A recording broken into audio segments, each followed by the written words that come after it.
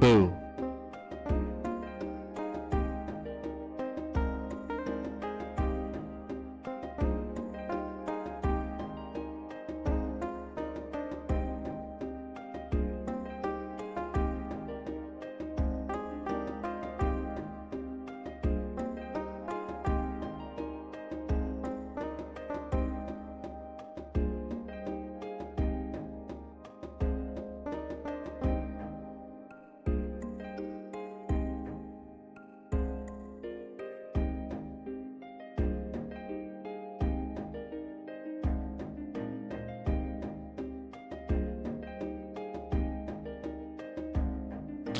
Oh!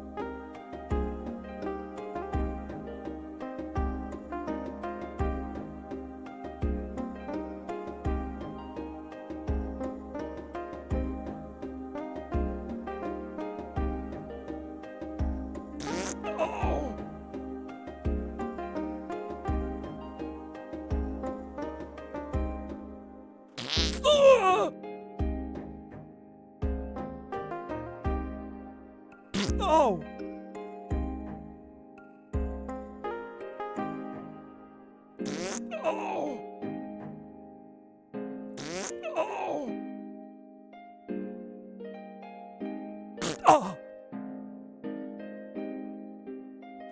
Oh! Oh! Oh, that. Oh! Oh! Oh! Oh! Oh my! Oh! Oh, that one was. Oh! Oh! Oh! Oh my! Oh!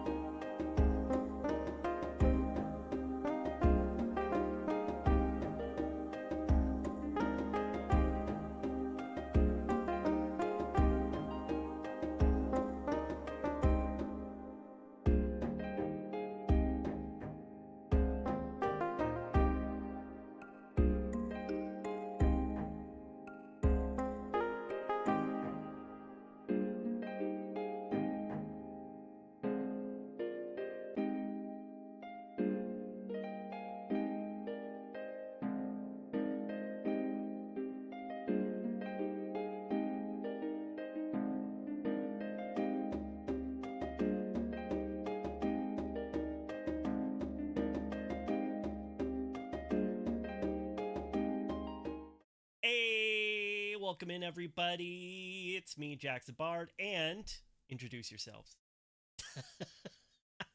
Me. Salty, Hi.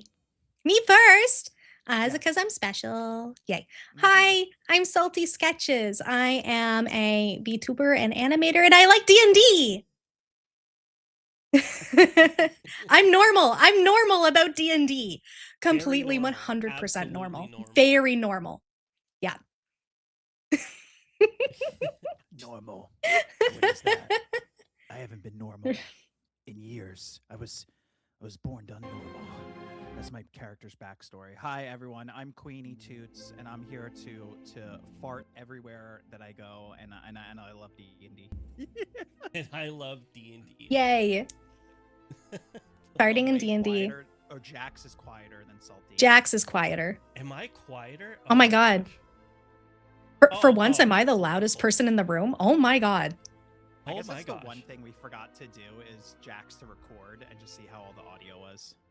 We did. Yeah, We did that's- completely do that's that. actually We my bad. didn't, Hold yeah. on. Let me bring you down a little. There we go. Okay. Professional streamers on Friday the 13th. Hello? Wait, today is Friday the 13th. I didn't even realize. Yeah. Today hope is Jason's definitely doing Friday well. 13th. Jason! Probably is. He probably is. Is Do you okay? think- Is that you guys is think- that sounded better? By the way. I think that's better. But I Yeah. don't know. I'm I don't guessing. know either. You're all all very very quiet Now we're now. all now so we're all you very should have quiet. just brought yourself up, Jax, with all of us. Yeah. Have to have it on max. Well then, fine. Hold on here. 1, 2, and I'll bring myself up. 3. There we go. Yeah. Up. Better. And we're going Yeah. up. Up. Okay, that should be better. We're all hitting yellows, so that should be okay. And the Hell music yeah. is very low, but that's on Salty, purpose. you and me were Uh-huh. synced up there. We were synced up. That was cute. I got you. I'm going up, man, I don't know Oh the gosh. words, but we're going up. Y'all seem low together, yeah. Okay, so now it's good. Good. Welcome in, Yay. everybody. That's good. Thank you, Finn. Thank you, Thank you, everyone. everybody. Look how Welcome. fast I can do audio settings. Yeah, To be called Jax to just truly say that. is. Jax the Bard, more like Jax the Tech Wizard. Am I right? I mean, He is- I he is a my tech neck, so wizard. there we go. So today we are going to be talking some Dungeons and Dragons lore. So specifically some of our characters, some of the things we like about lore, I guess, how we do lore. Mhm. Yeah, I'm pretty sure each of us have interesting character stories, especially like last time when we were in the podcast. I was talking about Smasher. People seem to want to know about Smasher, the orc. Queenie, you had someone that was wanna really know. funny. Oh, Bucknar, the Bucknar! Minotaur Barbarian. Bucknar! Bucknar. Yes! Oh, right. I released that tidbit that Smasher became a god. So, yeah, I guess I have to talk about that. Oh my god, please. I love end game lore for characters. That I eat that shit for breakfast. It's so nice. I love it. I always want to know where the character. I want the ending. I want the ending all the time. Specifically, we have today Salty, who we brought on board because you specifically designed your VTuber after your character. I did. This is my VTuber is Kai, who was was the very first major character that I ever brought into a D&D campaign, and I really sync with Kai very well. And when I wanted to become a VTuber, I was like, you know what? Like, Kai just feels right to me. So I said, let's just do it. So I am, yeah, this is my little water genasi runaway prince. And I love him to death, and he will always have a very special place in my heart. Runaway Aw. prince, you say? He is. He is a runaway prince. He is. He went off to find a family who would accept him for who he is. Oh And my. he's a very, Aw. very wholesome character. And yeah, like I said, I synced up really, really hard with Kai when I made him. That's amazing. Yeah. I love Aw. that. Mhm. And like, Yeah, and I know. oh no, I was just gonna say, kind of like that. Any character that I make, I kind of put a piece of me in always. Yeah. I find it Yeah, just connects I'm- better when I could do that. I do that all the time as well. It's something, if I can resonate with the character in some way, then I know that when I make choices in the game, I'm going to feel like it's the right choice for that character. If I go too far away from it or push outside of that boundary, especially when it comes to improv and you don't have as much time to really consider your choices, you have to make those choices in the moment. I find the most genuine choices are the ones that resonate with you. So if the character resonates with you, it helps. It doesn't mean you have to play yourself in the game. It just means that you need to find a way to connect to that character. And if you can do that, I find that can be sometimes some of the strongest RP that you can have Yeah. in D&D. And then you never second guess yourself at that point, because you're like, no, I know that is what, it's that is what my character would do moment. Yeah, and you know exactly. you're not yeah. So it's Ah. yeah, I'm big like that. Kai was one that I made for that specifically, and then my other character Trouble, who was very close to being my VTuber. Trouble was the other one, but Trouble was a little bit more chaotic and didn't fit my vibe as much as Kai did. Kai's more wholesome degen as opposed to chaotic neutral degen. I mean, wholesome. Yeah, I can't degen- imagine being in character the whole time, like during a stream. Oh my God. I wouldn't be able Wholesome to do it. degen I can, yeah. is your style, I will say. Like is, that's you. right? Right? Yeah, 100%. Like that's what I mean. That's what wholesome degen. That is Kai in a nutshell, and it's kind of perfect. Trouble's a little bit more chaotic, and I was just like, I don't think, like Queenie was saying, I don't think I'd be able to pull that off for an entire stream. So I decided to go Ooh. with the one that felt more like me. Yeah, absolutely. Speaking of chaotic, Smasher was definitely my extreme chaotic. Like being kind of dumb and kind of chaotic. And Mhm. it was at a time, so a lot of characters that I make tend to be either fancy lads or sad boys. So that is my go-to between, like, I don't really do anything other than sad. Well, okay, I Fancy did one. lads are sad boys. Can you Yeah. clarify? I will. There's only one character out. Well, two characters, including Smasher. Mhm. But like, there's only one other character outside of that, which is when I did a Dragonborn Bard who was like very kind of airheaded, but wrote stories about everything he saw in the world. Like, if he was sitting down at a cafe and he ate a sandwich, he'd write a story about how that sandwich was created and how the worlds like were shifted perfectly to create the best flavor, and how he just devoured it, and how he felt about the emotions, everything within him. He was very much like that, you know. He went off on tangents. That's, if you know me, that's a side of me. I love that so much. I love that for Smasher. That's so sweet. So fancy lads and sad boys. So sad boys are usually wow, he sounds annoying. Lena, oh my gosh. Also, hi everyone. Hi Finn. Hi Viper. Hi everybody. Queenie, hello. Holden, Hello. welcome in. Boots with the fur. But yeah. It's with the fur. Wow, I so- didn't get a hi. I see how it is. Okay. Oh, you're right. Yeah, next to you me. say I hi thought- to me, I but thought, not Salty. I thought you knew. Hi, Salty. I was just reading names in chat. Thank you. Thank you.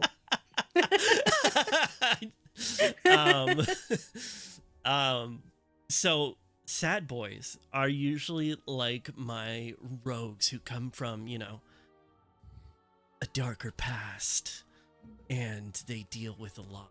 They just, every time you talk to them, they kind of, they're not sure. You know, it's my sad boy vibes. It's usually they have an emotional conundrum, and my point of them is to solve that emotional conundrum. Right. Fancy lads are usually also rogues, but they are all about themselves. They have to have the finest clothes. They are materialistic, and the way that I like to grow them is that they outgrow their materialism by discovering charity. And they're just very how would you say it? I don't want to say pompous, but they're very just, I'm having a great day, and here's my golden boots. You know, like they're there's a word for that. There's a word for that. It's my brain is saying bouffant, but it's a type of clowning. Yeah, it's really, really close to that. It's kind of like a mix of that along with pompous. It's not boy they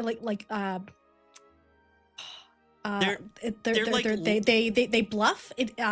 There's a specific word that's right on the tip of my tongue. That's exactly that.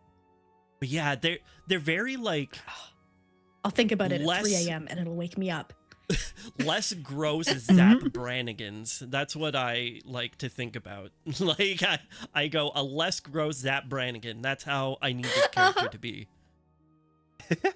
I love that. Absolutely. Lita, come here. The bed's velour. You know, like. Oh my god. So yeah, that's kind of my thing. So between doing sad boys and, you know, kind of fancy lads, as I call them, I was starting to be like, I have been the face too much. I need to be the muscle, or just the character that's there. And just because I was playing a lot of campaigns, I was getting a bit of burnout, and I was like, okay, I want to play, but I don't want to be the face. And Smasher became the face. I'm spoiler alert. But I just said, okay, what's a silly background? Orcs. Okay, orcs travel in herds. Okay, and they love combat, but he's not going to be with orcs. He's going to be with humans. Why would he be with humans? Well, he got kicked out of his herd. Why'd he get kicked out of his herd? Oh, you know what? It's because he's too pretty. He has very long hair, and they deemed him too pretty to be an orc, and they made fun of him as a kid for being beautiful. And so the party kind of adopted him because, like, the way we described of how they met him, he was at a bar, like, with his hood up and everything, and he, you know, pulled back the hood, and these luxurious dreadlocks just waved in the wind, and all of them were seduced by the power of his beauty. Yes. Yes. And they had to keep him with him. And, you know, one of the characters was always like, oh, Smasher, you look so beautiful today. Be like, hey, no, I'm ugly and I'm strong. You know, like... Right, because the whole beautiful thing, he was like, no, I can't be pretty. Yeah, I remember. So he fought to be very, like, powerful and strong, and like his sword was named Big Bitch, and like he was just very, like, his emotions were always hurt whenever someone called him beautiful. But he eventually learned to be okay with it because he liked his human friends, and he found out that they were all just telling him that he was a really good guy. Right. Aw. Yeah. I love that. So, how he became a god. Yes. I want to know. How did he become a god? So we went through, I think, maybe By being 2 so beautiful. or 3 years of campaigning.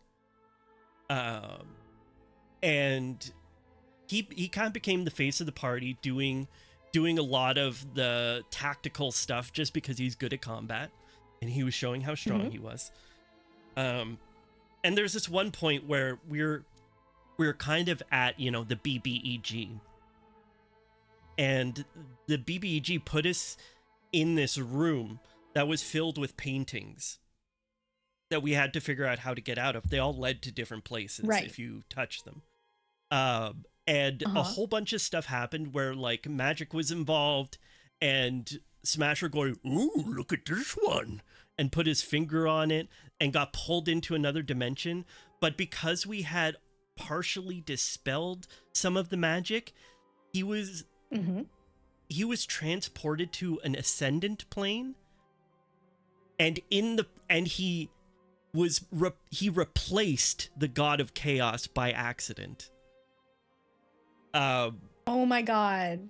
And That's with kind of that, Wait, that the hang on. When you yeah. say the god of chaos, are you talking about like the demon prince? yes, Like Yunogu?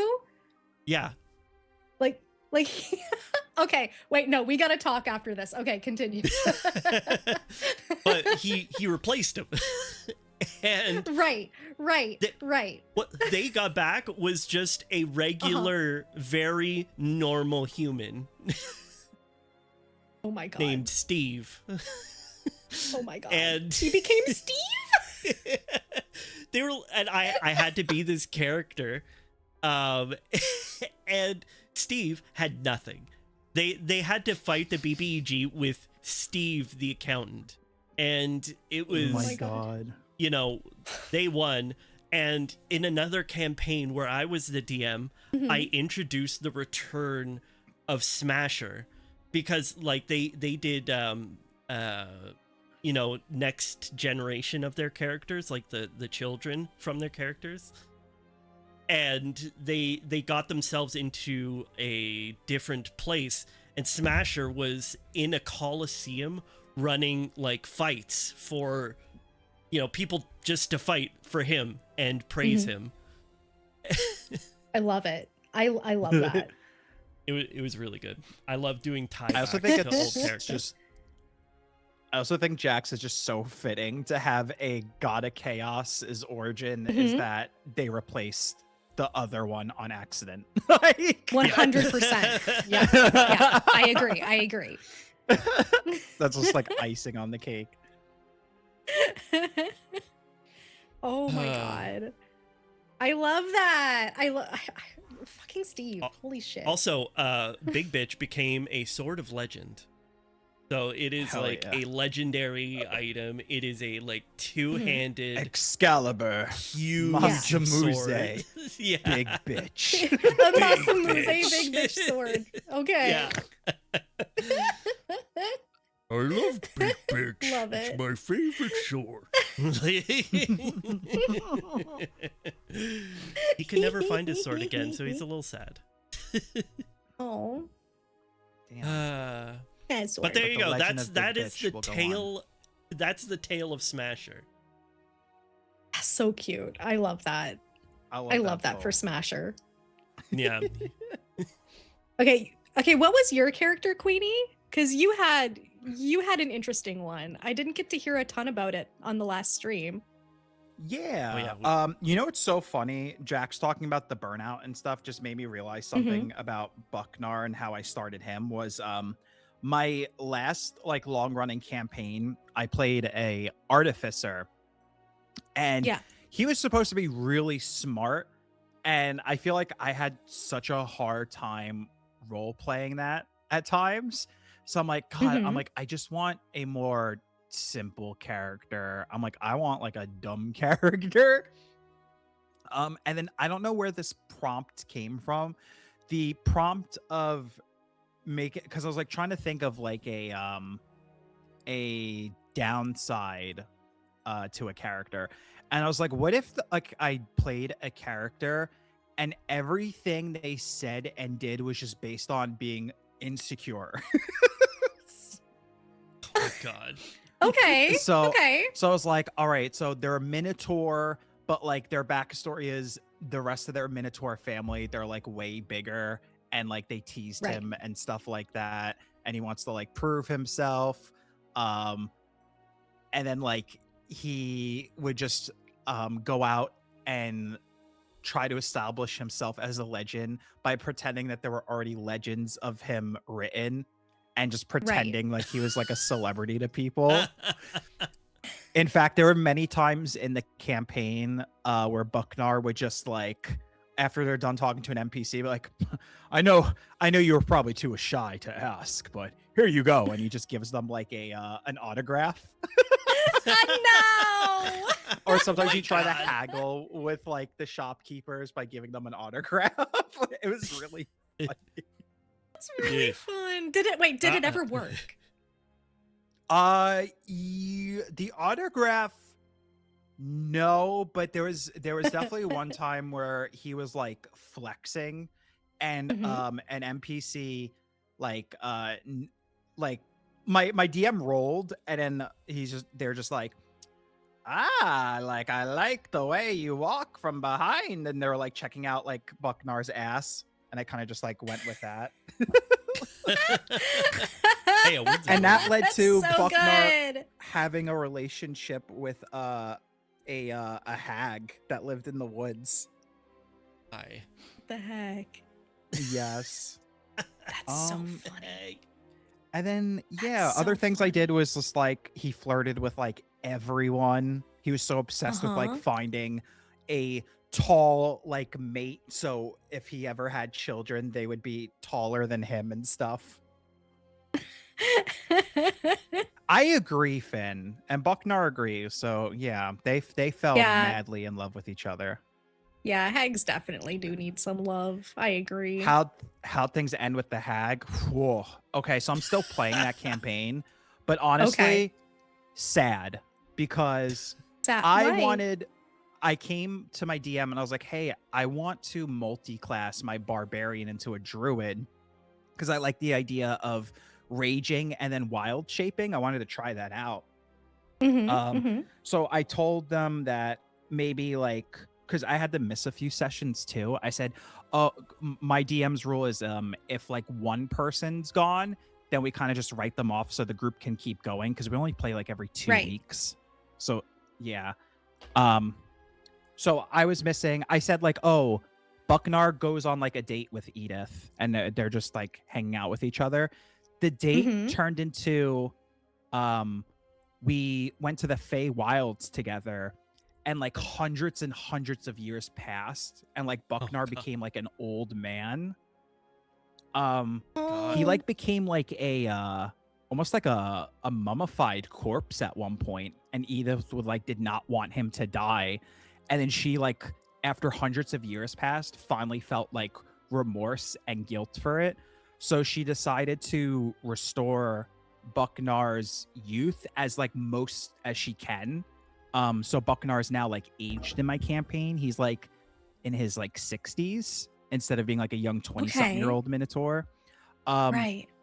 And in the process, he also forgot about all of his memories with Edith was the name of the hag that he was in love with. Oh my god, that's So- kind of sad. Yeah. Like when we were I was crying. I was sobbing. Yeah. Oh, Wait, and so you, so now that's for missing one session? Well, wasn't like a punishment or anything. It was like, No, yeah, I but, know. like that's but, like- that's what happened in one. Yeah. Wow, that is some rough DMing. Holy shit! If that's what So- you got for missing a session, damn. No, I'm no, relieved no. on my This players. This was our like combined idea type of thing. No, I Mhm. like it. Like you come back and you do this like super emotional role play, Mhm. and Yeah. I'm just imagining at the end of it, you just being like, "I just missed one session." It was really crazy to come into. I was like, yeah, I haven't played a session or two, and then I come into that. It's like, oh my god. Mhm, Um, mhm. Yeah, Preemie so on the now my ground. character lost all of his memories of his wife. He doesn't remember anything that happened in the Feywilds. Right. But he doesn't remember like his like learning stuff to be like a druid. And he's older now. He uses an axe as a cane. Oh, Okay, wait. I have something else to tell you guys. We can talk about something else while I'm looking because it's gonna take me a few minutes. My DM gave me a custom axe, and the axe is supposed to have like powers. It was a gift that Edith left to Bucknar. Oh. I have to tell you the name of the weapon though, because it's pretty crazy. I love it. Well, while you look into that, speaking about old, yeah, one campaign which we are not. I did. No, we are not. Definitely not. I'm definitely not old. Okay. One character I did was, and this was the whole group setting, was that we were all retirement home adventurers who wanted to do one last run. Oh, I love that. So we were all so kind fun. of we played it as kind of grumpy old men, you know, like all of us just like So funny. oh, back in my day, I used to cast fireball, but now I can only fire a bolt. Like, because they went up in their levels and then back down as they aged. Down from age. Yeah. Love that. Amazing. So it wasn't a very long thing. It was, I think we only did like 3 sessions. It was just a one little adventure of the old guys getting their last run. So our mission was to escape from the retirement home and find our grandchildren so they could take us out to dinner. Oh my god! They never visit. You just wanted to go to Olive Garden. That's oh my it. god. If I was in that, I'd be like, my god, we're running out of time. It's already 2:00. It's dinner Oh soon. no! We're gonna miss the early bird specials. It was so good because I played a wizard and he wore a robe, a regular bathrobe, and like that was his outfit. It was just so fun to be kind of this real old guy going about, because our movement speed was 15. We were the worst characters, and the things we were fighting, like instead of an air elemental, it was just a like slightly aggressive breeze. And our DM like gave it HP and stuff, and we'd be like, "Oh god, it's gonna kill us!" That's so funny. It was a lot of fun. I love doing weird campaigns like that. Yeah, but the thing is, like when you do like one shots, you can kind of get away with some like really silly stuff that you wouldn't be able to get away with for like longer term campaigns. I love one shots for stuff like that. Yeah, exactly. Or even just like short campaigns, like 2, 3, even 4 sessions. Like you can do silly, and without it getting old. Speaking of old, but I mean, true, I have. true. You got your thing, I Queen? was just gonna say I have the item ready. Yeah, whenever. Yes. We want to. Okay. Hit me with it. It's a great axe, but it's called Reunion. Oh. God. One of its abilities is called the times I should always cherish. Action once per day during combat, the wielder can let out a laugh and celebrate the thrill of combat. Doing so will increase the wielder and all friendly characters' base movement by 30 feet for 1 movement action. And That's awesome. the other feat it has is that voice I can't recall. Reaction once per day. If the user's HP would fall below 1, the wielder will hear the voice of a lost individual in their ear. A strange warmth will fill them as they find the strength to rise again with 1 HP. Oh my god, that is just stabs to the heart. Yeah, everyone was stabs just to like, the heart. DM, like, you are evil. Yeah. Making How- it so emotional. just like Wow. bravo, but how dare you? Like, Yeah, 100%. That is Oh. that is exactly it. You're like, wow, that's amazing, but fuck you. Like Holy. Oh man. But yeah, Oh, great like- storytelling, and I'm excited Mhm. to try a. I think this will be the first time I'm multi-classing a barbarian Ooh. and druid. So Ooh. Nice. Yeah, that'll be Yeah, really I know. much- I know when I made Kai, like I said, like Kai was my first like major campaign character that I made, and it's because I am forever DM for many of my groups, and I finally got one of my players was like, I want to run a campaign, and I was like, oh my god, yes, let me play, please. But we were playing, so like I'd been a DM for quite a few years at that point, and the group that I was playing with, and I still play with them quite often. At the time, they were all very, very new to D&D. And by new, I mean they ran Minds of Fendelver, and that was it. Dang. And they ran with all pre-made characters. So like they were like fresh babies to D&D and stuff like that. oh wow, And they had admitted to our DM at the time that they were a little bit nervous about RP and like, you know, like getting more involved in the game and stuff like that, because they ran it very kind of like get quest do thing. They didn't really do a lot of RP, and he wanted to introduce more RP into the game, and that was why he had asked if I wanted to be part of the table. And Ooh. so I knew going into that table, my mission was basically to create a character that was interesting enough to make the other players want to know something about them. So, and to instigate RP. So it wasn't like to balance the party or anything like that. I was there purely to help give them reasons to role play and to ask questions and stuff like that. So when I was making Kai, I was like, okay, well, I don't want to come in with like a super crazy robust story. I don't want to do the, you know, oh, everybody's dead or anything like that. Because a lot, because like, well, like the thing is like a lot of them were already doing that, because that's that when you start D&D, the very first That's character such you ever make. first character Yeah. energy. Yeah. First character energy, everybody's dead, you're an orphan, and you're just out trying to find yourself in the world, right? That is first character energy. And it was a whole party of that, except for one grandma druid, which was kind of amazing. Aw. Grandma Druid.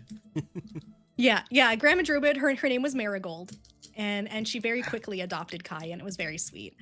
But so when I made Kai, I was like, okay, I'm going to create Kai with a couple specific goals. I was like, I want him to have a big secret that he's keeping from the party.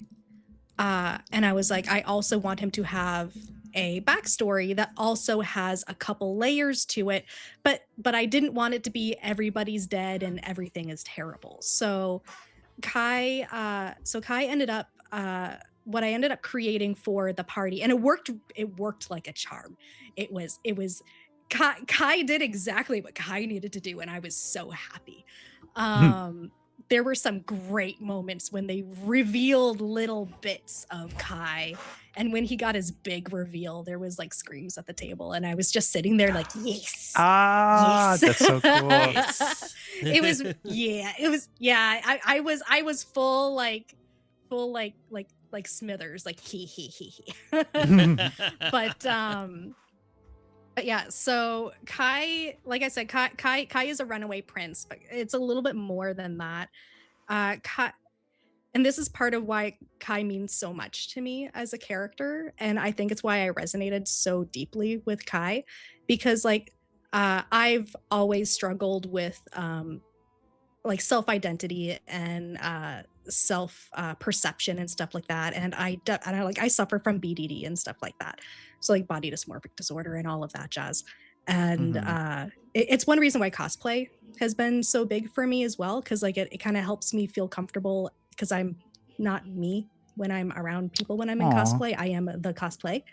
But Mhm. regardless of that, I don't want to get all like sappy, but Kai is a sappy character though. So he was born a water genasi to a royal family of a high elven city, because his mom had an affair. So he was a He was the second son, bastard child, born water genasi, looks completely different from the rest of his family and was completely ostracized. They made him wear a special bracelet that gave him up to 24 hours of disguised self every day, just to make him look like a high elf, so that people wouldn't stare. So he had a lot. He had a lot of issues, and he had a lot of self-esteem problems and stuff like that. His brother, who was, the next in line to be the king, kind of treated him like a burden, not realizing that he was just making things worse for Kai when all Kai wanted was to be accepted by his family, and was never able to get it. So he kind of he read a lot of books. He was very nerdy, very bookwormy, because he didn't want to go out or anything like that. And being a royal family, there was a coup one day, a massive coup. A resistance group stormed the castle. There was a huge fight. The king died, and his older brother died saving him, because he got in the way. He wasn't supposed to be there, and his brother Ithranel got stabbed. So seeing all of this happen and realizing as the second son, he was supposed to now take the throne, even though he was the bastard child, because his sister was still too young to take it. His younger sister, who would have been the next royal, was only 5 years old, and she can't take it. And he wasn't able to handle the pressure. He snapped. And that's when he ran away. He got on a boat, went to a different continent, and continued every day to use that bracelet that his parents had given him to continue to be a high elf, and hid his blue skin, hid his water genasi abilities, never used them. He's actually a glamour bard, and his glamour abilities come from the beauty that is the mermaid quality of a water genasi. So up until level 8, he never once used his glamour bard abilities. Never once. Damn. Because every time he used it, it would break his disguised self. So he refused to use it. And when people asked him what kind of bard he was, he's like, "Oh, I'm not really that good of a bard." That would be his answer. He's like, he was like, "I try my best, but I'm really not that good at it." So yeah, he hid what he was from the party for a very, very long time. But every night when he's sleeping, the bracelet has to recharge. So every night he would basically cocoon himself in his sleeping bag so that nobody could see him. And then the ranger of the party, over the course of the campaign, started to get a crush on him, because Kai is wholesome. Kai is very sweet, and she wanted to do something for him. And he's got his little purple gloves that he wears to hide a mark on his hand that kind of marks him as I am part of a royal family. So he wears these gloves to hide that. And she wanted to take one of the, not knowing that's why he wears these gloves every day.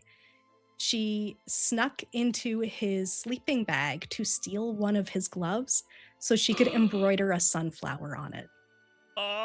So that he could wake up the next morning and see the sunflower and be, because he had a really bad day. So she saw him sleeping with his blue skin. Oh man. At the table. What a reveal. And yeah, it was a big reveal. She didn't say anything. She embroidered the sunflower, put it back on his hand, zipped up the sleeping bag, and then the next day he's losing his fucking mind because he knows somebody saw. And then they had a very, very sweet conversation, and it was when she kind of she made the first move on the crush, basically, because he also kind of really liked her, but was dealing with so many things internally, he didn't know what to do. And then, yeah, she had a conversation with him and was like, "So you're blue, huh?" And he was like, "Yeah, yeah. Is that? Oh, I'm sorry. Is that okay? Is Please that don't all? tell anyone." Aw. Yeah. God. And she gave him a little kiss on the cheek, and I actually drew a picture about it because I thought it was such an important moment, and it was one of the very first times that this specific player really like got into the RP, and they said, you know, you are you no matter what you look like. I like you for you, but until you're comfortable, I'll keep your secret. And she my gave him a God. little kiss on the cheek, and that was Aw. the moment. And like when that happened, I was like, I've done my job. Is that the picture that you posted for Yeah. tonight in your disc? Oh my Yeah. God. I did. Oh That's my the God. that's the So photo. cute. Yeah, that's the photo from that moment. And that was that was the one of the very first times. And like, and that was when the player came to me and was like, I didn't realize RP could be so much fun. And I was like, Aw. it absolutely Uh-huh. is. You don't just, I mean, you can murder hobo as much as you want, but like sometimes the RP is really sweet. And yeah, so that's Kai. And Kai did eventually come out to the rest of the party and say that he's a water genasi. And there was a very, very sweet moment where, you know, they were like, you know, blood does not make your family. Your family is who you choose to spend your time with. And so he ended up finding a chosen family in the party, walked away from, like, there was more drama along like in the campaign about the fact that, you know, he walked away from an entire city. There was more drama that happened with that, a lot of political stuff, but he ended up walking away from that. His sister ended up taking over as the next queen of the city, and he spent the rest of his life with that ranger, and they ended up having kids. Oh And my God. he sang songs at the local and he would sing songs at the local tavern. That was how he ended. Oh. Aw. Can I show Yeah. that picture? Would you be okay if I showed that picture? Yeah. No, absolutely. You okay, can hold on, absolutely hold show on. that photo. Yeah. I popped in. It's I in have- to see the picture. It's so cute. got this. I actually have a lot of fan art of Kai. I have a lot of fan art of Kai. So, people have found out Kai's story over the course of the years, and people have made fan art of him for me, and I have a little folder that is just dedicated to Kai's fan art of people. There it is. But There yeah, it is. Sorry, Queenie. Yeah, there it is. Actually, here, No. I'll cover me. I'll cover This me. is love wins. Yeah. Okay. Look at that. This is Love Wins. Yeah, That is so that so was beautiful. Aw, was it. Tanya. Yeah, so that was the day Kai's big secret got revealed, and the tiefling ranger finally gave him a kiss on the cheek, and after that they started going out. And the very Yay. first, their very That's so first date sweet. was on an airship with some stale pies. God. He did his best. He did his best. He's kind of Squeal. he was kind of he was kind of an awkward Oh, wait. teenager. There we go. There it Be in is. the background. There it is. Oh, look at that. He Yeah, came like a in nice the little middle of the poster. lore.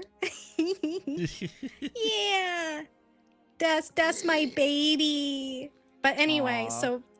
so when I say like Kai's story resonates with me, that's a big reason why it resonates with me so deeply, because like Kai's story just kind of touched my heart in a certain way, and I was like, this boy's gonna be with me for the rest of my life. Aw. That's Yeah. so magical when that can happen with D&D. Oh my God. Mhm. Yeah. But For that's sure, I and love that's that. part of the reason. Yeah, that's part of the reason why when I wanted to be a VTuber, I was like, I think it's got to be Kai. I was like, I can like one. I know I can do Kai. But two, I was like, Kai feels right for me. Like I resonate with that character very much. That's amazing. Yeah, he's Ugh. my favorite character. That makes me happy. That melted my heart. Yay, you're welcome. He's my wholesome character. My other character is Very wholesome. chaotic degen. That's trouble. That's my little demon boy. I like that your demon boy's name is literally Trouble. Oh yes. Oh, 100% his name is Trouble. Yeah, he's a pink tiefling, technically a demon, not devil based. Because he's from the Abyss. He was part of a Descent into Avernus campaign. And I came in halfway through the campaign and I was trying to figure out a way how to like get a character in the Nine Hells that would make sense for the party to run into, right? So my idea was, well, what if I make a demon, but just like basically just like flavor text a tiefling, right? So just flavor text a tiefling as a demon from the Abyss as part of the like the army from the Abyss that's fighting the devils in hell in Avernus. And I was like, but what if he's a teenager and he's rebelling? And I was like, well, how would a demon rebel against their parents? Because they're chaotic evil. And I was like, you know what they would do? They'd be lawful good. I was like, that is the equivalent. I was gonna say they become a paladin. like seriously, like if what is normal to you is chaotic evil and death and murder and disembowelment and cannibalism, then the opposite of that, which would be our equivalent of like going under the bleachers and smoking type of situation, would be being pink and cute and glitter and sparkles and bows and ribbons and wanting plush toys and like just being super wholesome all the time. And I'm like, that is a demon rebelling. So that's what I did. And that was Trouble. And Trouble got kind of not kicked out, but sent away from home because he was so hard to manage by his mom. And the party found Trouble trying to make friends with a rust monster. Yeah. Oh my god. See, I'm wondering how he would have been hard to manage because, you know, the parents would be like, no, you have to stay up late and eat candy. And he'd be like, no, Mom, I have to go to sleep at 8. I have school in the morning. I'm doing my homework. I have a paper route in hell to do. Yeah. It was a lot more like they were like, okay, you see this kid, chop his head off and drink his blood. And he was like, ew, no, I can't do that. Ew. Ew. Yeah. That's disgusting. Yeah. It was pretty, it was like, yeah, our DM made the demons pretty freaking intense. So Trouble was a really fun parallel to that. And yeah, Trouble also, and this is why I mentioned Trouble, Jax. This is why I mentioned Trouble, because Trouble killed Yanogu in our game. Oh my god. And became the next Demon Prince of Ruin. My god. So because in demon lore, you keep what you kill. So if you kill Yanogu, you get their title, you get their powers, right? So so they were fighting Yanogu, and Trouble got the death blow on Yanogu. Unintentionally, they were not supposed to actually kill him, but we dropped a car on his face, so that kind of helped. Oh my god. Some JoJo shit.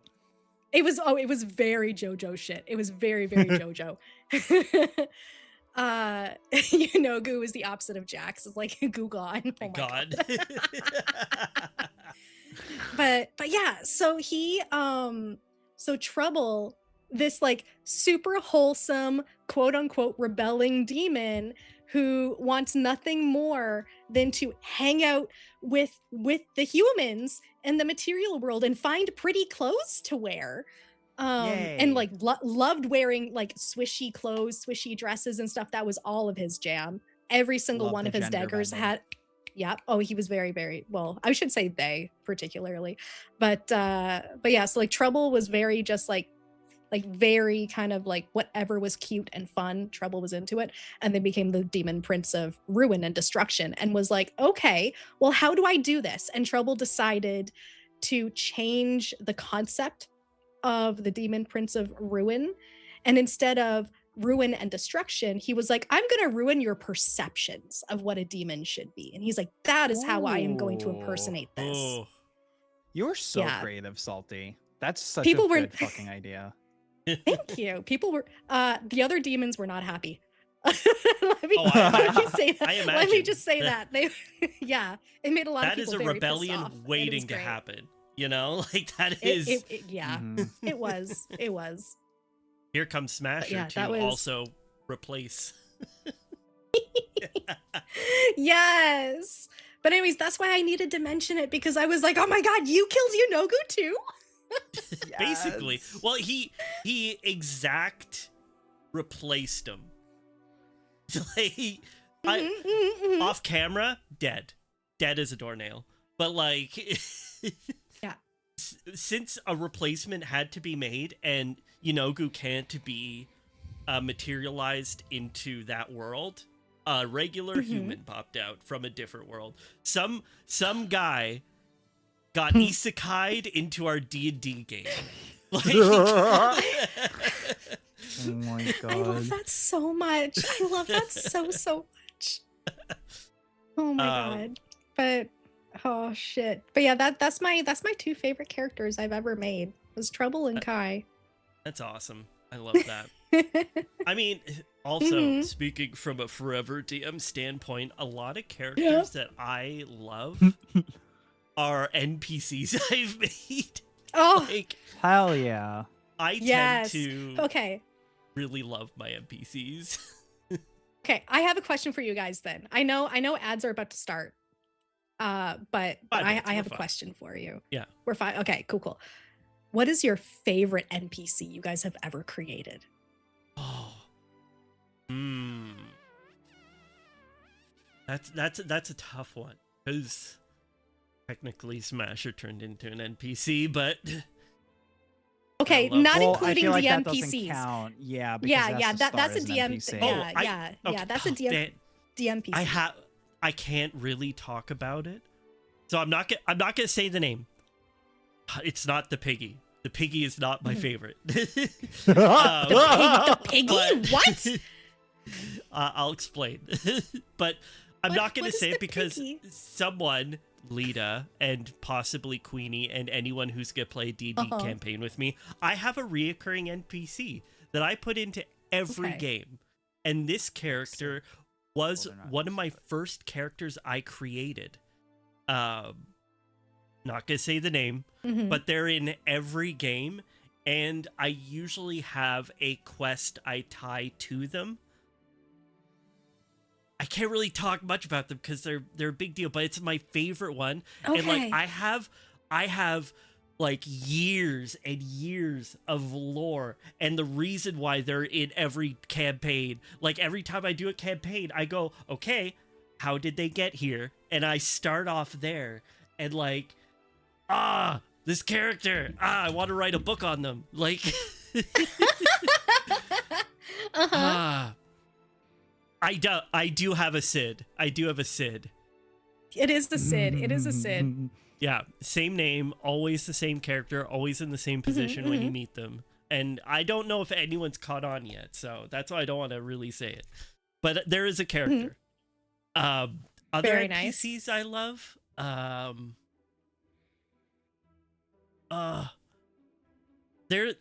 There's another orc character, but like I kind of based it off of a Critical Role character. It was an orc who Mhm. owned a tavern, and like all he wants in life is to make good food for people. But like Okay. he's at the end I of- know he- exactly what character. he's at the end of his journey, so like he's put up his sword and everything, and he got this tavern, and like he just so Yeah. happened to get this tavern in a place that's like in a terrible situation, you know, like the worst stuff happened, an adventure came out of it, and the adventurers came to the tavern and they adopted him and said, hey, bring your tavern with us, we'd love for you to come with us. So like I had to bring this NPC out of where he was, and now he owns like a big tavern in a big city in an isekai world, and he's loving life.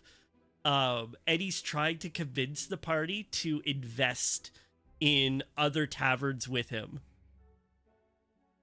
He made good food for the piggy. He did make good food for the pig, and he also Aw. does love the piggy. Yeah. So, fun story, my group, not gonna name any names, but they wanted Okay. a pet pig. We got So- 15 seconds, Jax, by the way. I introduced a pet pig, they adopted it, and the pig became part of the story. That's it.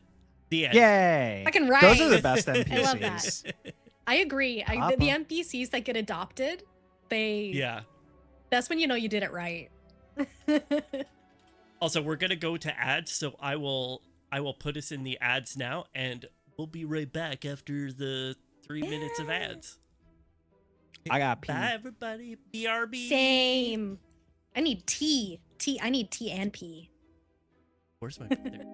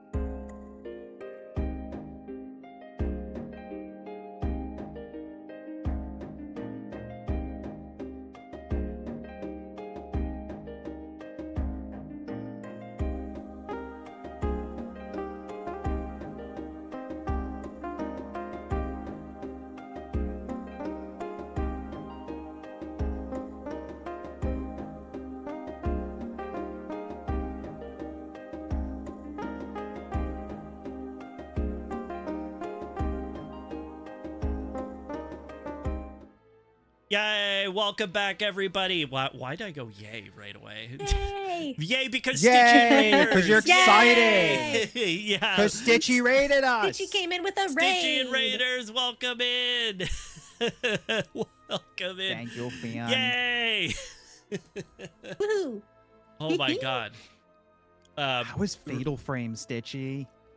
Oh, did Fatal Frame come out? Like, oh my god, I just got hit in the face. I forgot that was on. You did. Yo, Sid, Mhm. thank you for continuing your sub. Oh! Tier 3. Sorry, I'm flabbergasted. Hi, you girls and good boy. Oh my god, I have to keep We good. with my chat. Yeah, we good. So, Raiders, welcome on in. We're just doing... We hit 9 month jacks. Oh, we have a baby now. Name the baby, Sin, while I talk. Congrats. You got the baby? We do now. Welcome to the D&D podcast, where we talk about stuff, all D&D. Maybe one day we'll play D&D. Who knows?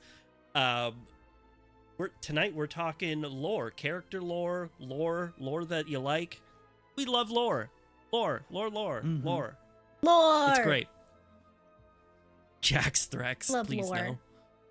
Jack's Wow, Thrax what a sounds cutie. really Oh my awesome, God. though. That's my next D&D character's name. Oh man. Okay, what kind of character is it gonna be though? I mean, like it's your name and Synthrex. My first instinct was just to call them Jin. Jin. Jin's good. Yeah. Jin, Yeah. Jin Threx. Damn it.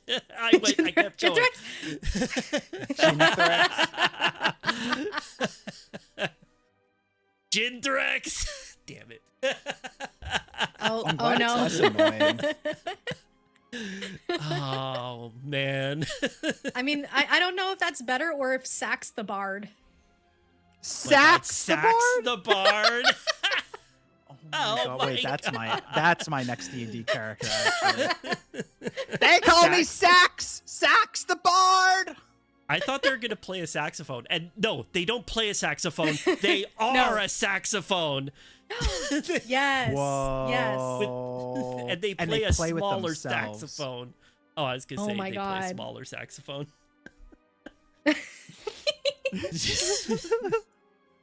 Or they play the accordion. I don't know. Ooh. You're asking me to what the part now? Don't worry about it, Sid. Don't worry about it.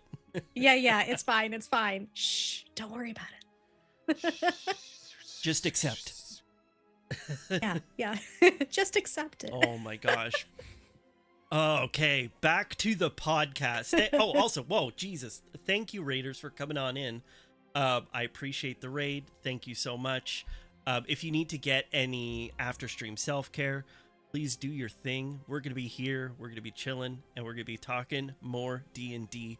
Thank you for raiding. There we go. Yay. Now back We did to it. talking Dungeons and Dragons. The And best. Dragons. Dwagons. Wagons. We were talking about NPCs that we love. Mhm, That- mhm.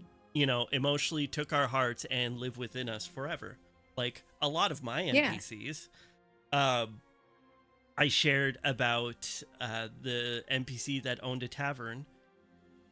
Salty, do you have an NPC that you're crazy about? Ooh, I've got a couple. I've got a couple. My current favorite is one that I had to improv on the spot because my players have a habit of going left when I think they're gonna go right. And even if they tell me in advance they're gonna go right, on the day they will fucking go left. Never. Yeah. So so there was this one day I had to improv something for the woods, and I didn't want it to be like a big like battle encounter or anything. I wanted to give them something interesting to interact with. And I was like, okay, what if they find a cabin in the woods? And I was like, what if the cabin wasn't there when they went to sleep? They woke up halfway through the night and the cabin just kind of appeared. Like during somebody's watch, right? And the cabin's got a light on. There's some smoke coming out of the chimney. There's a little signpost outside of the cabin that's kind of swinging in the wind. There's even a little like red doghouse outside of the cabin, but the doghouse looks really, really oversized for how big it should be.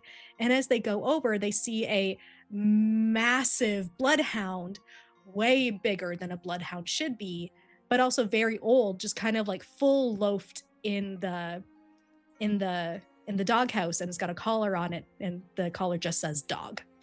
And they knock on the cabin door, and out comes a massive Goliath in a lumberjack shirt, overalls, big beard, big man bun in the back, type of situation. And his name is LJ. And he owns this cabin, and he's just there. And he was very like, they were like, where was your cabin earlier? And he's like, oh, it comes and goes. I go where my cabin goes type. Like, he was very like vague on what he was and where he was and what he was doing, but he seemed to have a little bit more knowledge than he should have, if that makes sense, about what was happening in the world and things that had happened in the world. Like, for instance, he had a CRT TV with a VHS of Mean Girls, like the original Mean Girls. God. And that's and he introduced the party to popcorn, and he was like, yeah, it's really hard to find nowadays. I gotta go really far to get good popcorn, was what he said. And he ended up becoming a reoccurring character because the players loved him so much. Because when they like he basically like he sat them down, made them coffee, made them some popcorn, and they watched Mean Girls. And then he was like, okay, well, you can sleep in my front yard for the night. That's okay. Just, make sure if you go poop that you cover your poop. He was like, so we don't get any bears. And they were like, yes, sir, absolutely, Mr. LJ, you're awesome. We're going to go outside. And when they woke up the next morning, the cabin was gone, as if it had never been there. Oh my God. And then, so they eventually found LJ a couple more times and realized he's a time traveler. And the cabin is his time traveling device. Oh my God. And he ended up becoming a fairly important NPC. Helped with the death of a character. Gave them a couple major quests to do. Helped them realize that there was time shenanigans happening in the world around them. And that was LJ's currently one of my favorites. He's just really silly. Like, literally, it's Dog and Lumberjack. That's their names. It's just Dog and Lumberjack, the time travelers. Like, oh my God, that's amazing.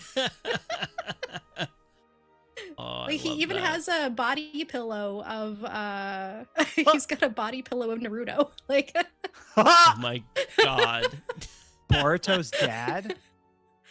Oh, please no. Yeah. Also, Don't welcome in. Oh my gosh. Hello.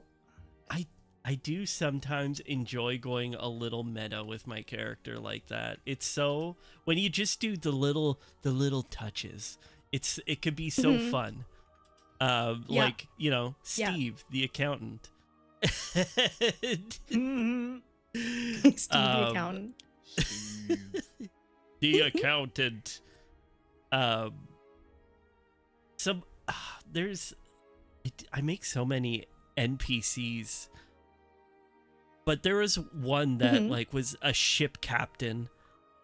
It was a long time ago that I actually had like a big story for, but I never got to reveal it. And that has always lived inside of me because like the players found him, and he had been captured, and he was supposed to tell them about this huge quest. And like I even named the campaign A Song in the Tide, and like he knew a bit of the words to the song that was supposed to lead to this huge mystery. Oh my God. But then, Ooh, I love that. A pandemic happened. And No. I never really That kind continued of, it. yeah. That But messed up a lot of games.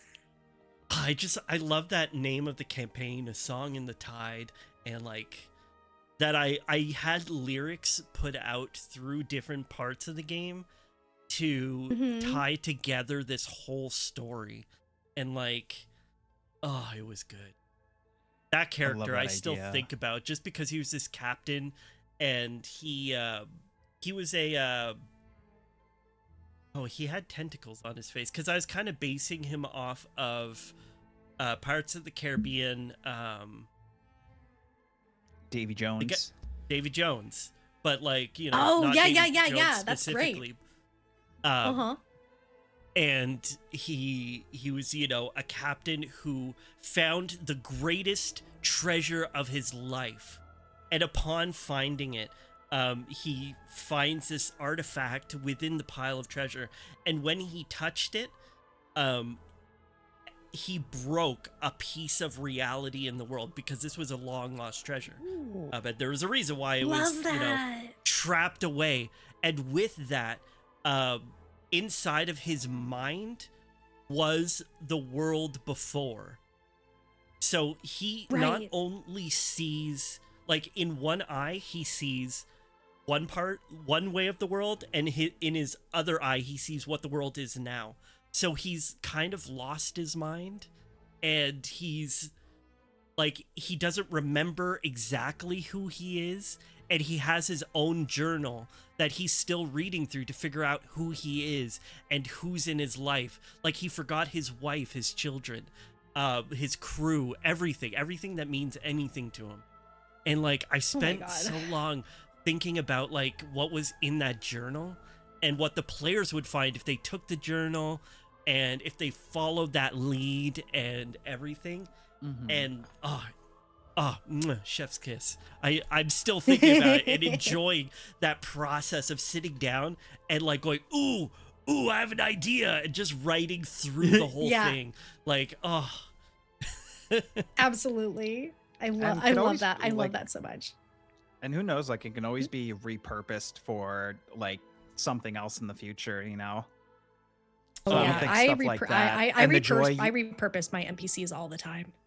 that Yeah. and like the joy you got out of making it, like I feel Yeah. like, you know, it's not like quote unquote wasted, you know, if you feel Yeah. that way. Yeah, exactly. And the thing is, 100%. like, 6. you know, you sit down and you get lost in that sauce, and it feels good. Like, oh. It does. It does feel good. 6? Oh, damn. 6? I know. Yeah, right? yeah. D&D games? I read Donuts did that, and I was like, what? It's like, that's a lot. I've My done f- 3. Yeah, I was just gonna say my friend 2. Misty Greenhouse, I think she does like Uh-huh. 9. Oh my god. Holy. Yeah. I couldn't. But I she couldn't like do- I also couldn't. takes like really intense notes, and I think reviews the notes and stuff too. Mhm. Damn. Oh, pre-written. Oh, Okay. pre-written? Okay. Yeah, I can Okay. maybe do like 3 or 4 if it's pre-written. Yeah. Yeah, Um, I've got. Yeah, I'm only DMing 1 right now because the game finished, and just too many things were happening. We weren't able to start up another campaign yet, so I've only got 1 that I'm DMing currently. But it's a homebrew. It's the one that LJ the time traveler is in. So it is very Nice. homebrew. Yeah, yeah, that one's pretty wild. I'm in the sauce of making a campaign ready for a group, but like I haven't confirmed enough stuff yet. But I have the idea of the campaign, and if it's like going through D&D, what it's gonna be, or if it's going through Daggerheart, what it's gonna be. So I have that. But oh my god, I do want to repurpose that captain. Oh, it would be so You got good. it. That's That it sounds like you had so You much gotta. fun with that NPC. I want Yeah. to repurpose that campaign. Listen, like I still think about it. It wakes me up at night. Like it's there's nothing wrong with rerunning a campaign. no, it's That true. too. Right? I kind of want to Yeah, rerun it, there's nothing but wrong from with that. another side. You know, like That works too. they were Mhm, in this town called Levias, which was a seaside trading town. And there's a lot of mystery in there. But I kind of want to put Yeah. it to the other side of the world that's like a desert. And, you know, kind of the desert type towns and markets and like very, Ooh. very different style of campaign. Mm-hmm. Oh, that would be good. Well, guys, that's it. So- I'm going to go play D&D. Yeah, Have that's fun, it. Jax. Thanks for coming. Bye. Oh, my God. Queenie, what's an NPC that you've really fallen in love with? Yeah. Oh God, I was really trying very hard to think about that because I don't have like a lot of Uh-huh. DMing experience. I probably have only Okay. DM'd like maybe 3 or 4 games. Like 3 or 4 different like settings, I guess I should say. Okay, so what about even as a player? What's an NPC that like you really resonated with, even if it wasn't Yeah. one that you made? Hmm. Why are you giving me that side eye? What did I do to you? Oh my god! I'm not. No, it's not. No side Wow. eye was intended or meant. There was one. I liked my very first D&D thing that I ever ran. Yeah, Alexa, sorry. turn off the heater. Yeah. My very first campaign I ever DM'd was a flavor of a summer camp, and Mhm. all the characters were playing as like kids in summer camp, and they kind of like pick like different things. Like one kid was like a gymnast and athlete kid, and that person ended up like becoming a monk in the campaign. Or one person was like a huge horror movie buff and they became like a warlock and had that pack where you can like transform, and they transformed into like basically like Jason from Friday the 13th. Mm-hmm. My God. But I was gonna say NPC wise for that, I really liked I made it that they were not the first group, because there's no magic in this. Magic is not like a public thing in this world, it's like secret. And all my Right. characters were like picked to get these powers. And then I wrote like a whole backstory about another group of characters that came before them. And there was like a crocodile creature that they fought in like the very first campaign, and it had like this like collar around its neck that they broke off of it. And then they found out that that crocodile was like one of the missing kids. And what ended up happening was that the kid like sacrificed himself and got the collar put on him. So like this group of cultists didn't use this collar to control like some like really powerful creature. And they ended up being stuck in wild shape for like years and years and years with the collar still on them. So Oh my once God. so once my players broke the collar off of him, he like disappeared, and then like was slowly like starting to like remember like that they were like a human and stuff. And they came in like all the way towards like the end of that campaign to help out. Oh, I kind of love it when NPCs like come back at the end to do the like, don't worry, I got this. You go kill the BBEG. I love those moments. I love Yeah. those moments.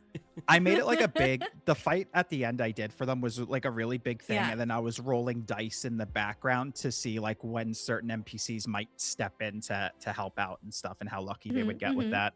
Oh, So that's that was good. fun to do too. I like that. Mhm. Yeah. I It's a often do really that. fun. It's kind of like cinema iconic, you know. Yeah. Everyone that you helped along the way comes back to help you in your moment of need. It's a really fun way to show them like, look at how many NPCs you've changed because of this campaign. It's really fun to watch. Yeah, I'm and I always excited wanted for to the run. Mhm. I was just Go gonna say I ahead. always wanted to run a sequel too, and that was gonna be like a side plot for that character I was talking about, where Yeah. they're kind of like trying to get reintroduced to society and stuff like that. Since they That were That would be living like fun. as an alligator for like years, you know, so Mhm, like mhm. affected them like mentally. Yeah. Yeah, that would be super, super fun, I think. Mm-hmm. I'd love that. That's amazing. Thank you.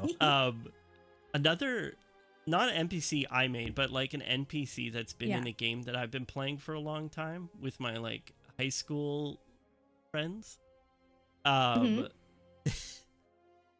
So one of our buddies is DMing, and we got to a wizard's college, and it's like the way that the college, we expected fantasy wizards college.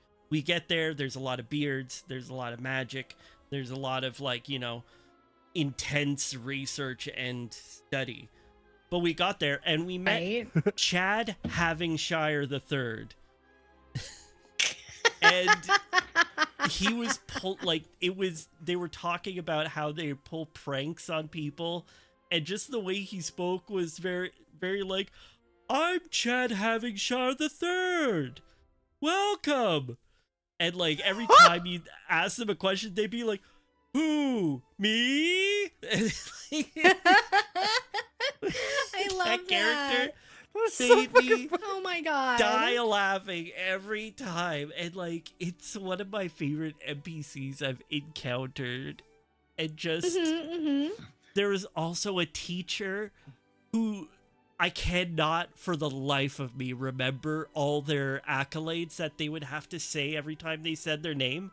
But the last one, or not the last one, but one of the ones in the middle was like, keeper of the unspeakable tomes. And Oh. my character would always be like, so what are those unspeakable What are tomes those? about? And they just be like, I dare not speak it. I want to know. Oh, I want to dare know not what speak they it. are. And like, oh my god, love that. And I love those NPCs, especially when you can make an NPC serious but goofy. Huh. Yes. Yep. Yep. You Ah. always need that balance, right? Mm-hmm. Exactly. Yeah. I also agree, Queenie, with what like Donut was saying with like the coming up with character voices is tough. And you were saying like you always try not to force a voice if you can. I'm kind of the same way. Like I've been DMing for a very, very long time, but I don't do voices. And I'll always if I'm DMing for new people, I'll always tell them in advance, just in case they're expecting like, big VA bullshit or something. I'll be like, no, I am a Yeah. normal human. I do not do VA. I'm not doing voices for you. I was like, but I will give you powerful and moving moments. Mm-hmm. It's excellent. Like that is Yeah. so good. And like that's something I always talk about at the beginning of my games. Like you do not need a character voice. If you absolutely want to try, go for a character cadence instead. You don't have to go for a voice, you don't have to go for anything. But if you're hell bent on trying something, you could just simply change the way they speak. Inflection is everything. Yeah, inflection is everything. Yeah, inflection's a big one. Mm-hmm. And a lot of For people sure. like to try accents. Sometimes you're just like, it's okay. For sure, Donut. We do not need accents or anything. I'll- You can just speak. Yep. All I can think of is if anybody here watches Critical Role. I do. Wait. Never heard of it. Yeah. You might have heard it. You might have heard of a certain podcast. I was saying I called never Critical heard of it. It's probably not No, popular. never. Oh yeah. Yes. And you know what? It's really not that popular. It's really niche. It So only niche. gets like a couple views. Yeah, it only gets a couple views every Thursday. But Yeah. so campaign 2, when Taliesin started with Molly Mock, Taliesin really, yeah. really, really wanted Molly Mock to be Irish, and Taliesin could not do the accent. and I think it was That's like hard. two maybe 3 sessions, and Molly Mock and then like Taliesin was like, not doing it. We're just gonna say they're Irish, and then I'm out. And it was, Oh my God, and I was it's like, so you know true. what? Yeah, and I was like, all props to Taliesin for being like, I am not going to suffer through this for the Yeah. sake of the accent, and I'm just going to say this is Yeah. what they sound like, and then just talk like me. Yeah. Yeah. And like, So Irish, yeah, Irish even is professionals. tough. Yeah, even professionals. Irish is even Scottish professionals is tough struggle. too. Yeah, I will say though, the first time I heard Matt Mercer speak as Molly Mock with the Irish accent, I was like, Oh oh, my I God. forgot. I forgot. Yes, That's right? so funny. But like, because I was like, I forgot you were Irish. just to go on a tangent as I do, Irish accent isn't just an accent. It's a cadence. They have a It's a cadence. it's a cadence, and it's a a song in the cadence. way they speak, because they go up and down, and like it has a way that it moves. If you think of sound as a line, like the way they speak is just very close to music, and it's It is, you yeah. know, it's hard to nail it. It otherwise just sounds bad if you don't. Like, Yeah. Mhm. Yeah. But yeah, I like when I had so much respect for Taliesin when he was like, you know what, like this is not gonna work, and I'm just gonna say that they're Irish and then like just call it. I was just like Yeah. fucking right. I was like that was So like, fair. yeah, don't struggle, like don't struggle through an accent or a cadence for D&D. It's Yeah. just supposed to be fun. Like Yeah, it's so like- supposed to be fun with friends. Like that's it. Yeah, if your fun is voices, you know, go for it. Go have fun. If you modulate your voice, you like doing that, have all the fun. But if you are Exactly. painting your throat and like trying to pull off a tone that you can't hit, and it's hurting, or it's just not working for you, don't be afraid to just be like, hey, this orc has a deep voice, okay? I'm just gonna talk normally. Like Yeah. you know. Sam, Yeah, Sam it's did true. the It's same true. thing? Sam Yes, did do yes. that. Yeah, Sam did do that when not with the Cockney accent, and then kind of toned it down. But I Was mean, that- like the that was, other thing 2 too is episodes, like, too. yeah, it was like 2 episodes. Now, granted, I remember correctly, I think he was just starting. I think he was just starting to get into realizing what was happening to his throat at that time as well. So there was yes. health issues going on as well. But I don't know the actual timeline of that, but I'm pretty sure that lines up to about then. So yeah. Yeah. There around was then. there was some stuff going on in the background there.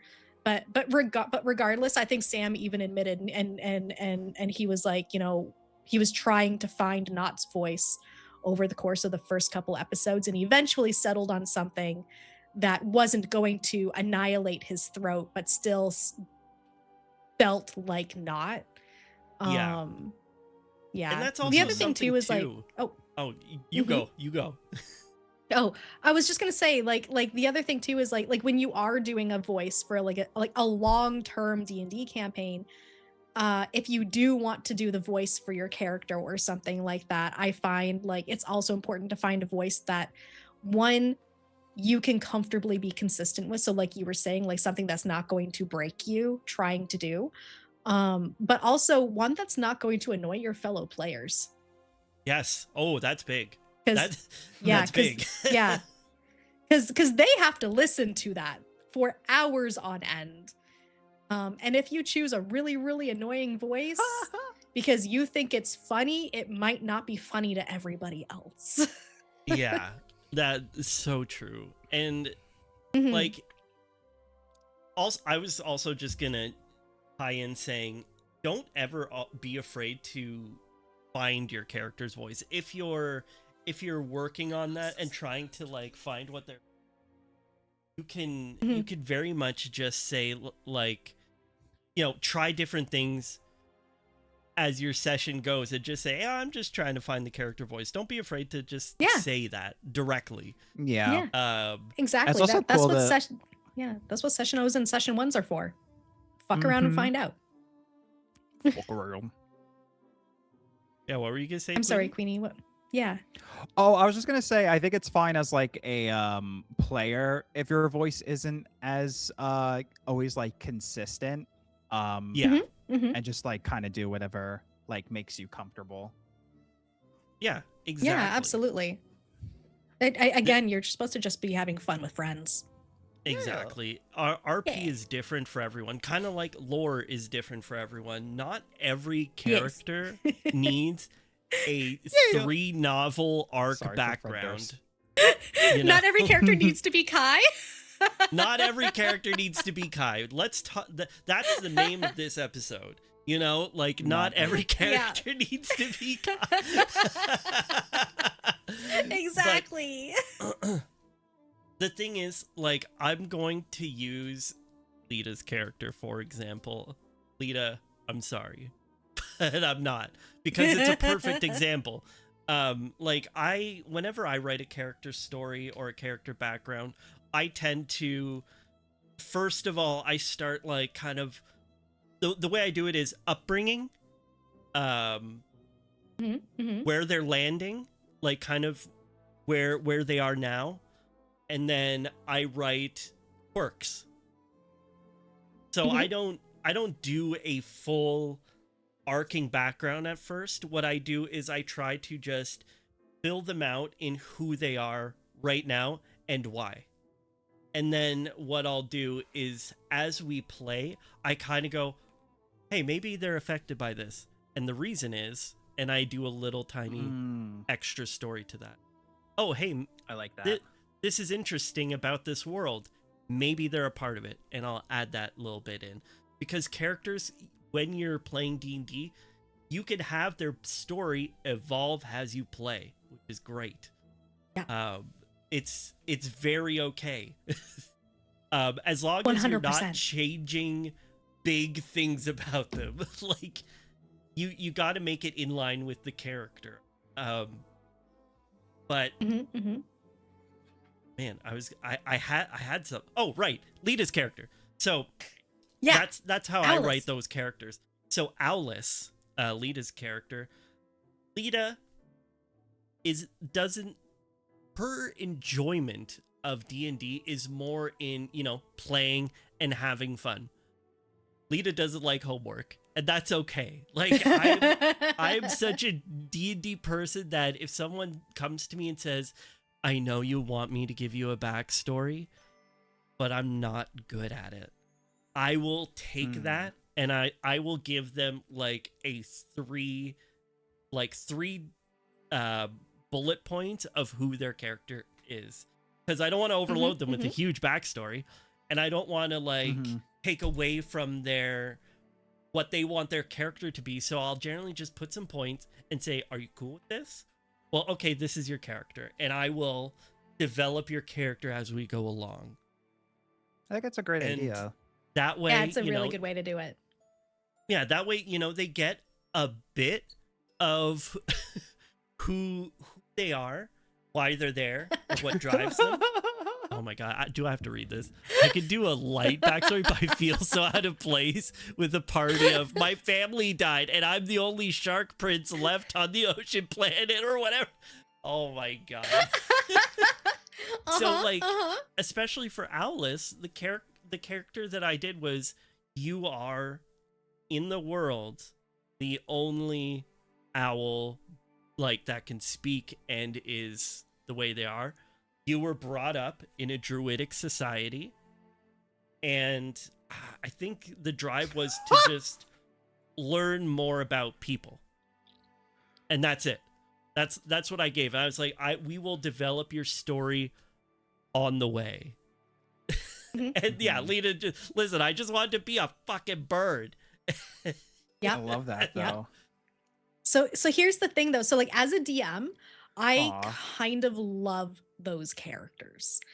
So when I'm DMing, for instance, like obviously like Kai's backstory was really deep and really heavy, and it was because I wanted something for the players to be able to discover, right? To discover that he's a water genasi in hiding, to discover that he has this massive like insecurity and anxiety that he goes through. I wanted them to be able to discover that he is in fact like he is a royal who's like, you know, who's basically quit his family and stuff like that. I wanted to give them things, so I needed that backstory. But my favorite characters to DM for are the ones that give me 3 sentences for the backstory, maybe one interesting thing about them, and like one motivation. When all I get is like one paragraph of a character, it gives me so much to create, so much room to create surprises for that player themselves, to be able to discover about themselves. So like my favorite characters to DM for are the ones where they don't really have much of a backstory, and we get to create a story together to create so the campaign becomes the origin story of that character. And I find those are some of the most fun, because you get to develop that character together as a team, and it's really fun. I get really frustrated when people come to me with a backstory, and they're like, here's an entire 20-page manual about my character, and here's how I want them to be perceived in the world, here's their quest line, here's where I want them to end up at the end of the campaign. And I'm like, hell no. I'm like, absolutely not. I'm like, you cut that shit down to half a page. Like, I ain't doing that. Because it chains your DM. It chains your DM into having no choice but to play out your fanfic. And like, that's not what D&D is supposed to be.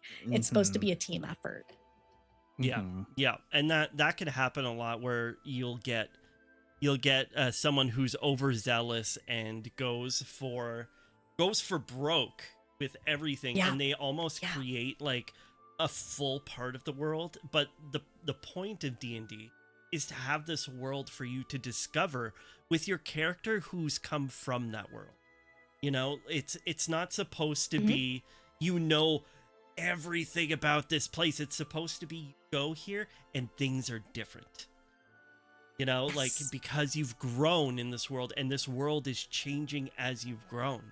And yeah, it can be a lot for a DM, especially me being a DM. Like, if I get a ton of information, I will tend to I will cut pieces and bookmark them and just say, this is not related. This is not related, and this is not related, just because I don't want to bring you to something you know about. I want to bring you to something you don't know.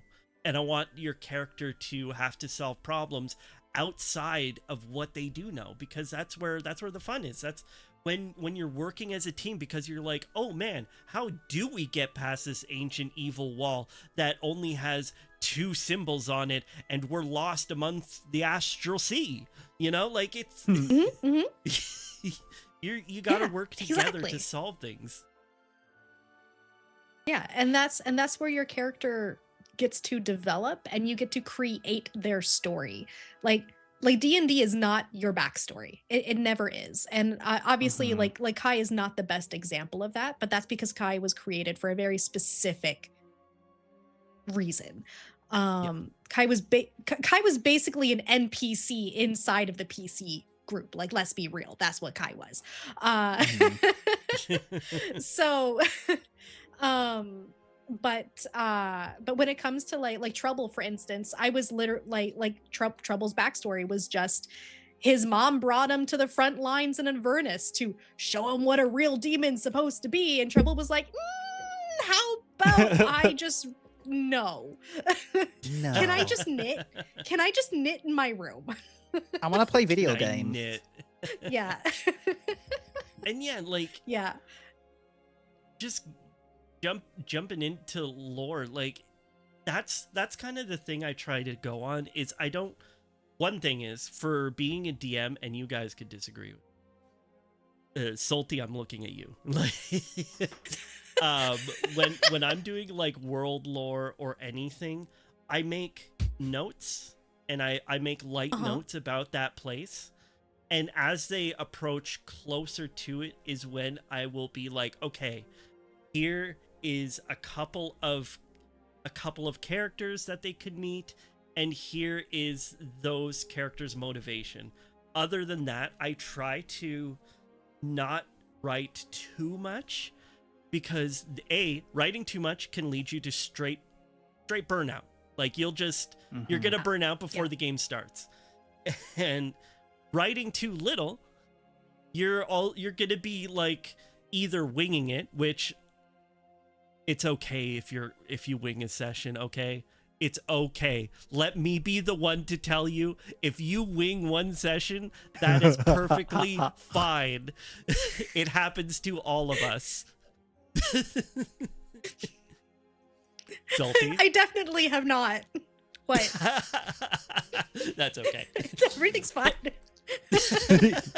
If you wing a session, it's okay.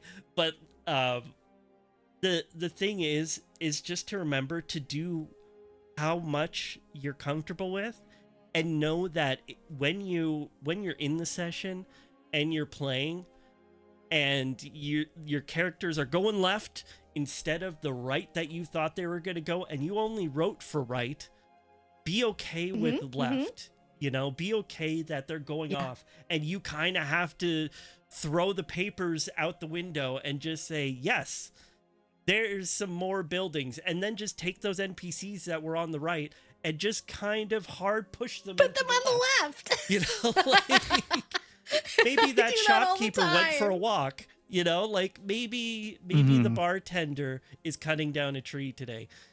Who knows? Like, writing lore should never 100%. be something that is stressing you out, because if it is, it means you've done too much, or you're making it out as work, and you never want it to be that. You want to be lost in the sauce, feeling good about it, and then the moment that you're like, oof, you know, I need to sit back from this, do it. Sit back, take a minute, do some bullet points for a little bit. Like don't go crazy, or go crazy. Do what you like. It's fine. Dungeons and Dragons is about having fun. That's my 100%. rant. Yeah, no. So I actually 100% agree with you when it comes to world environment lore. I try to keep my lore very light. I do the same thing. I'll do when I'm starting a game or something, I'll have like certain specific cities where I'll be like, these are the specific things that are happening in those cities that is important to note. Or I'll be like, here's one or two extremely important NPCs that need to be in those cities in order for the campaign to run or something like that. But generally speaking, I won't flesh an area out until I know the party's getting close to that area, or I know they plan on going there. But other than that, like I'll have entire like important cities, and I'll be like, yeah, there's a royal family. I don't know the name of the royal family yet because I haven't thought of it. But there's a royal family, and there's this thing happening. And oh, by the way, there's definitely a rogue thing going on, and that's it.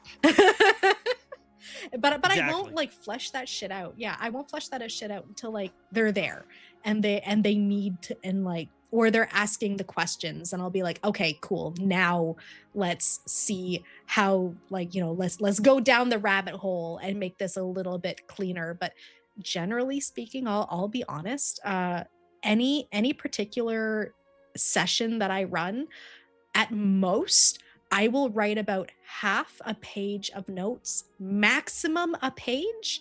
And the only reason I get to a page of like bullet points and stuff like that right now is just because the campaign I'm running is in fact a time shenanigans campaign. So I have a lot of timeline stuff I have to keep track of to make sure that everything is in fact lining up, where NPCs were one time when they met, and now where are they now if it was before or after and stuff like that. So this is probably the most I've ever done when it comes to prep for sessions, but it's purely because of the timeline thing. But generally speaking, like half a page of bullet points, that's going to get you through a session. Because and this is my rant.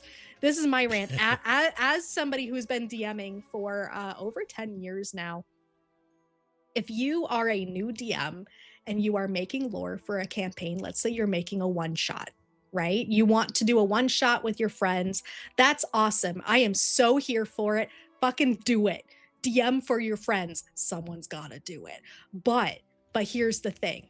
Don't fall into the making too much, because in a 4-hour session of D&D, if you sit down at 5 p.m. and you immediately start playing D&D, no fuckery, no friends, how are ya, just right into, okay, our adventurers are at the tavern at 5 p.m. By the time you get to 10 p.m. that night, they will have done 4 things. Yep. And that's it. So only have 4 points of interest. Yes, 4 points of interest. So what I always tell new DMs if they're trying to create a one shot for their friends, I'm like, have 2 locations, 1 NPC, and 2 encounters. Yeah. And that's it. Yeah. That's all you need. Genuinely all you need. And if you don't want 2 encounters, make one of them a puzzle and one of them an encounter. That's it. That is as far as you're going to get in a one shot, and that is going to be more than enough to get you to like a 5-hour game. Also, like, hell yeah. That is it. Make the mission immediate and apparent. Yes.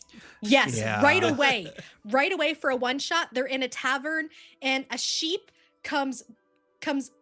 gets thrown through a window into their lap, and the sheep looks at them and goes, "Save me," and that's it. Exactly. Immediate and apparent. Like Yes, exactly. Do not beat around the bush. The other issue I've seen with like new DMs trying to do one shots and stuff like that, especially if they fall into the trying to make too much lore, is and I have had this happen to me, and it was not fun.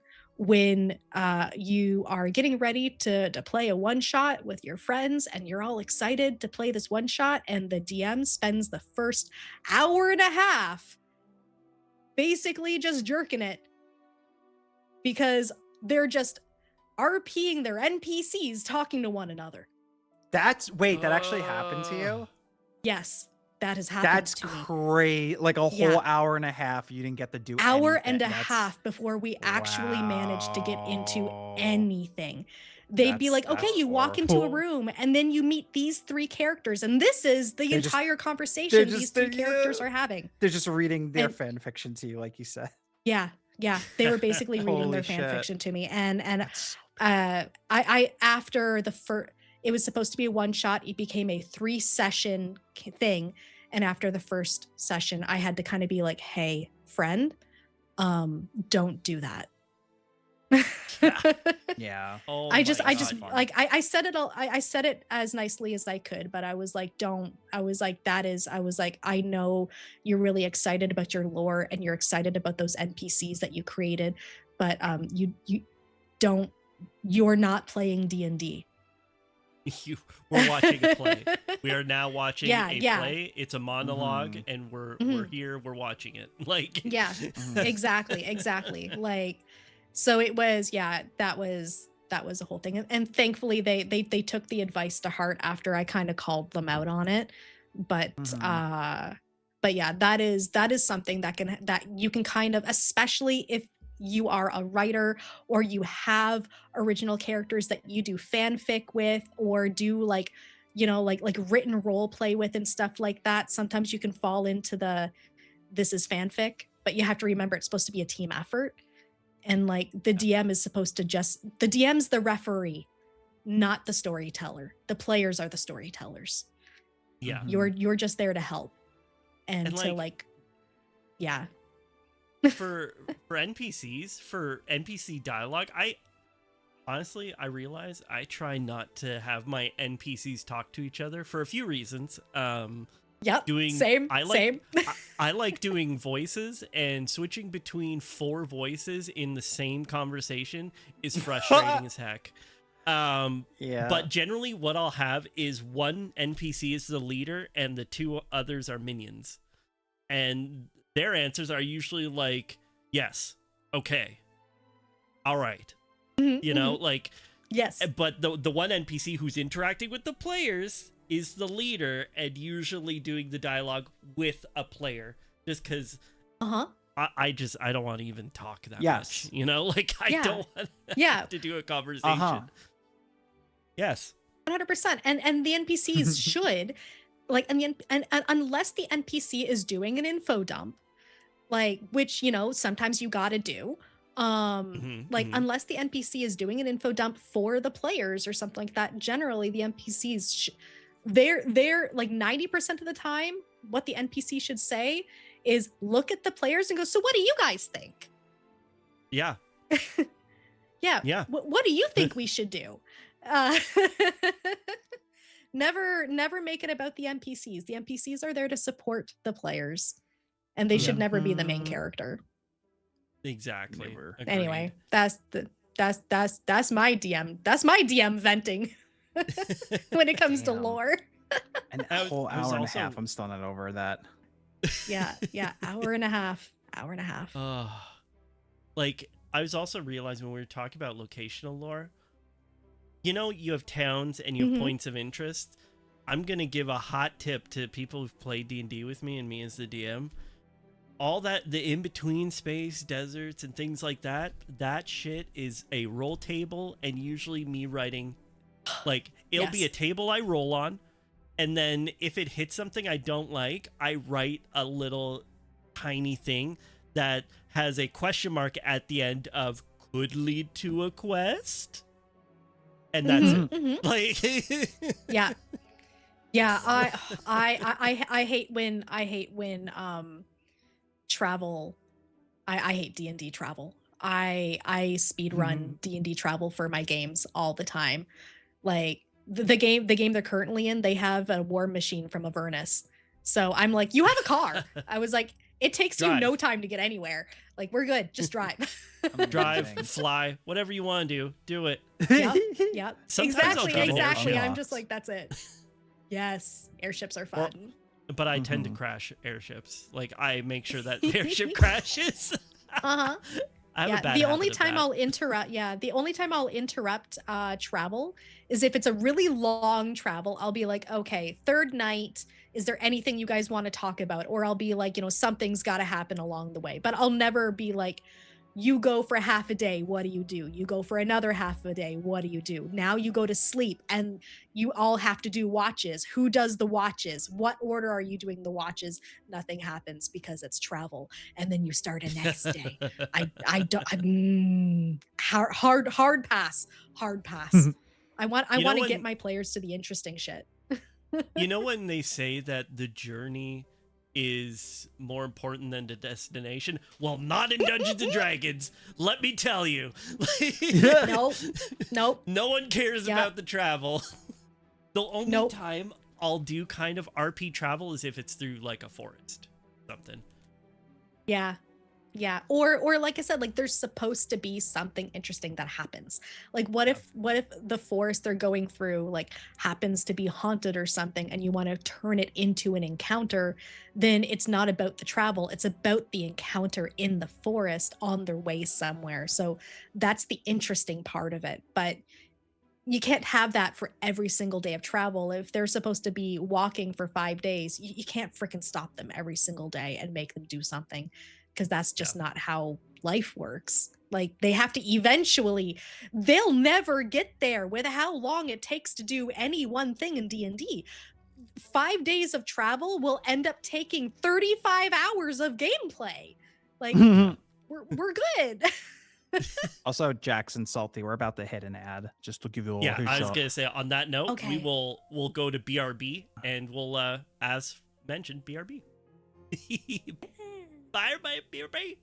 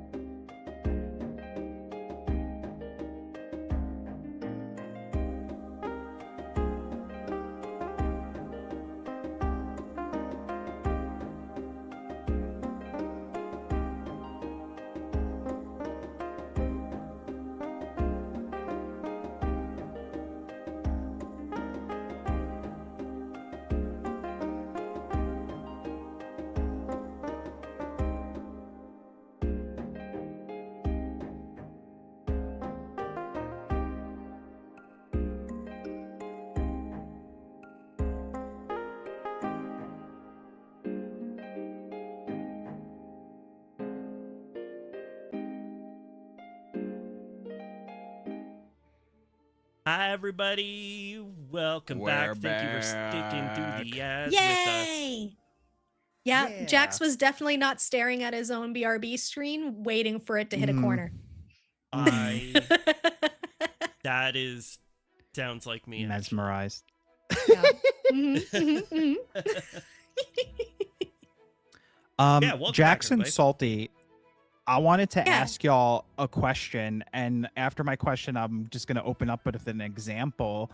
But have you all ever came up with a NPC that was just so like on the spot, or you had like no plans for, and suddenly like the party just became so enamored with them, and you're like, oh shit, well, I guess this is a bigger character now.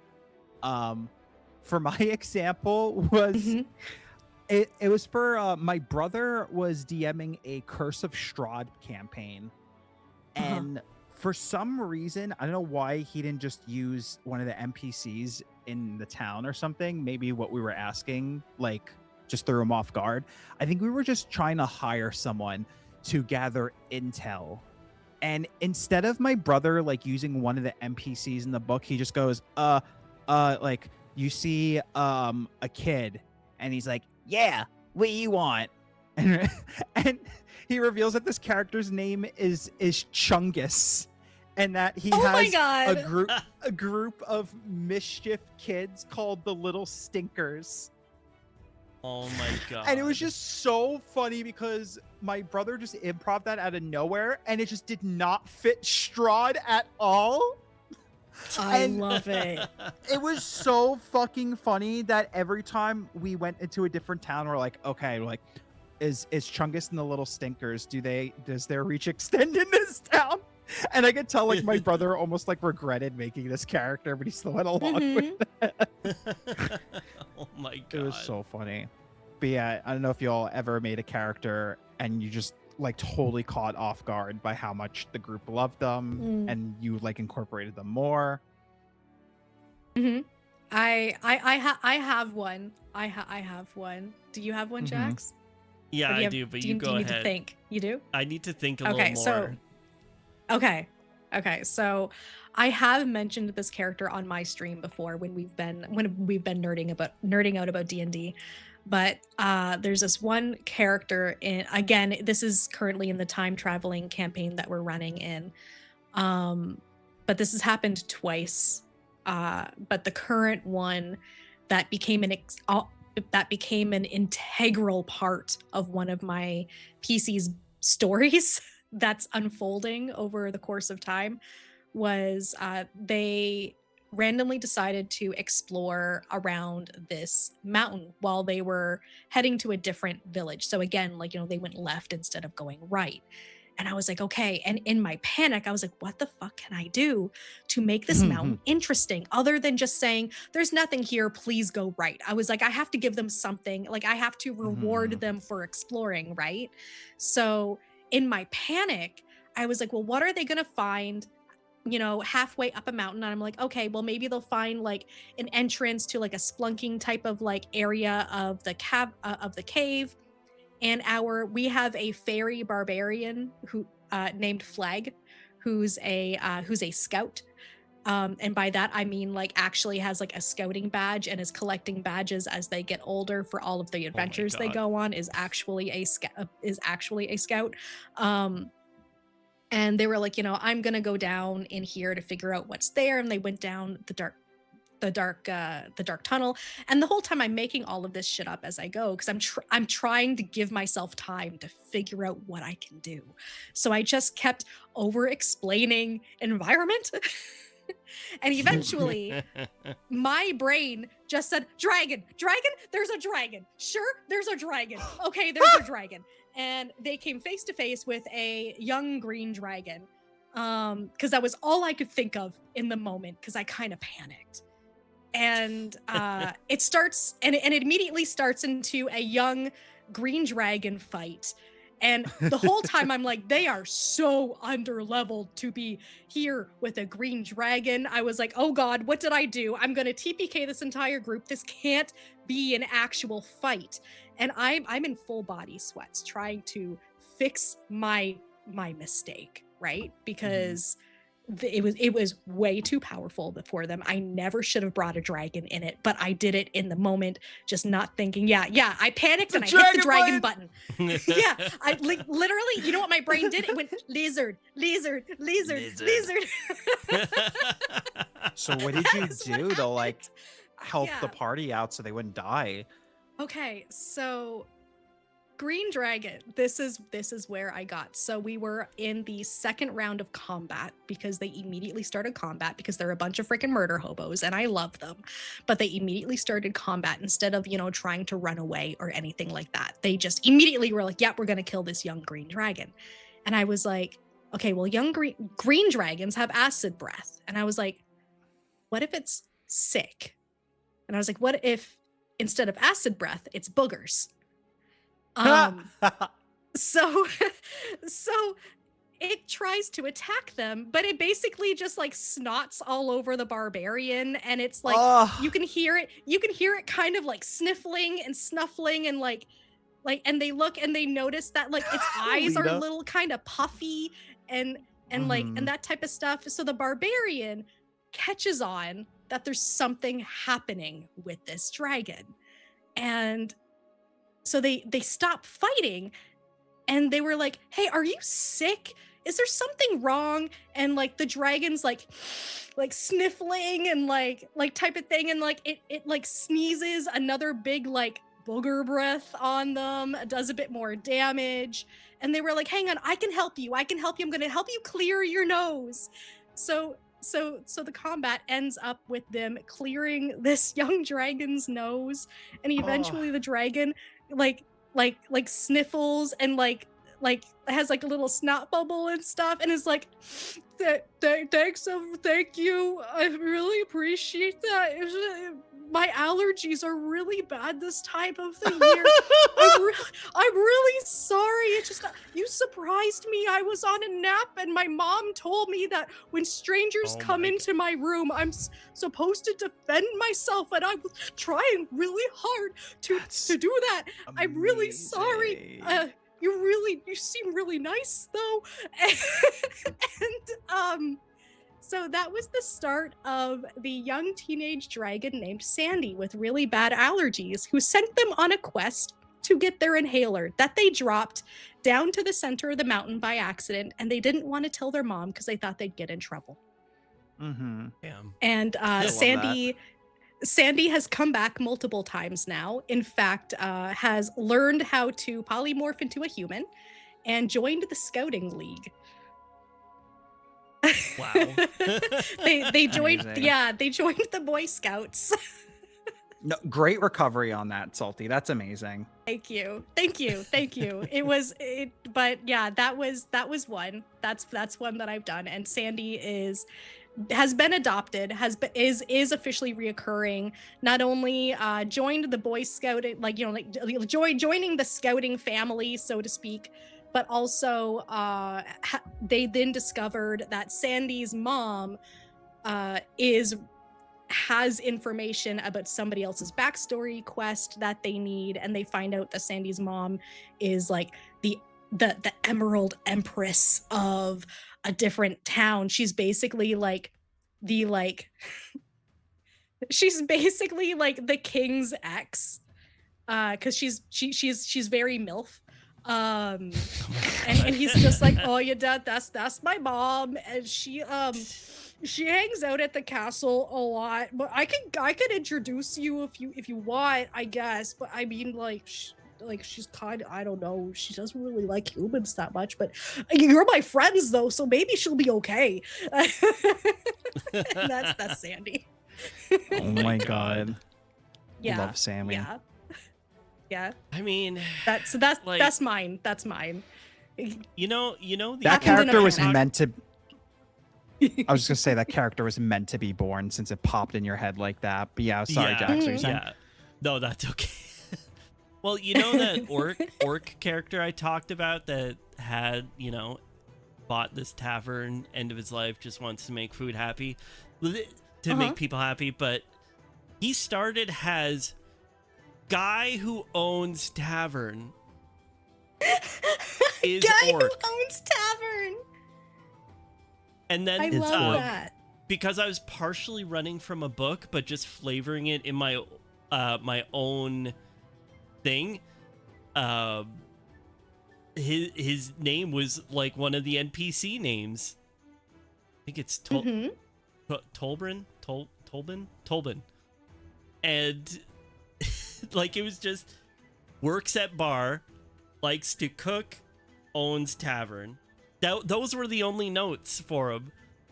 And then since it was Tolblin, since the party was very much like asking him to make him food, talking to him a lot, telling him their problems and whatnot.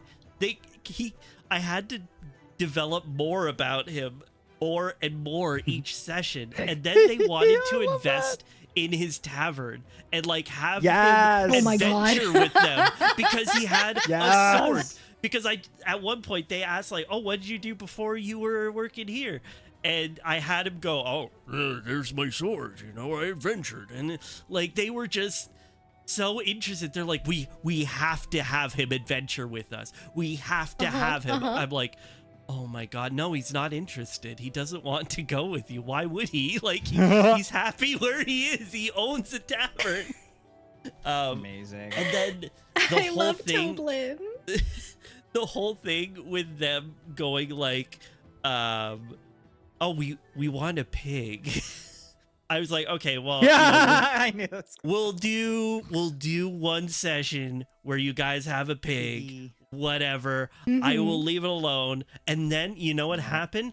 They named the pig Dwayne Rock Salt.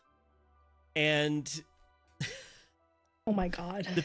the pig, after the pig got a name, guess what? The pig became part of the party. So like everywhere they wanted to go, you can't name the animals. You can't. That's it. after Yeah, they that's- named My it, they God. were always Yeah. like, can we bring Dwayne with us? And I was like, well, you're going on a high risk adventure. How about Dwayne stays with Tolblin? And like every time they came back, the first thing they would say is, well, I want to check on Dwayne. How's Dwayne looking? Where's Dwayne? Like where's Yep. the pig? Where is the pig? Real panda.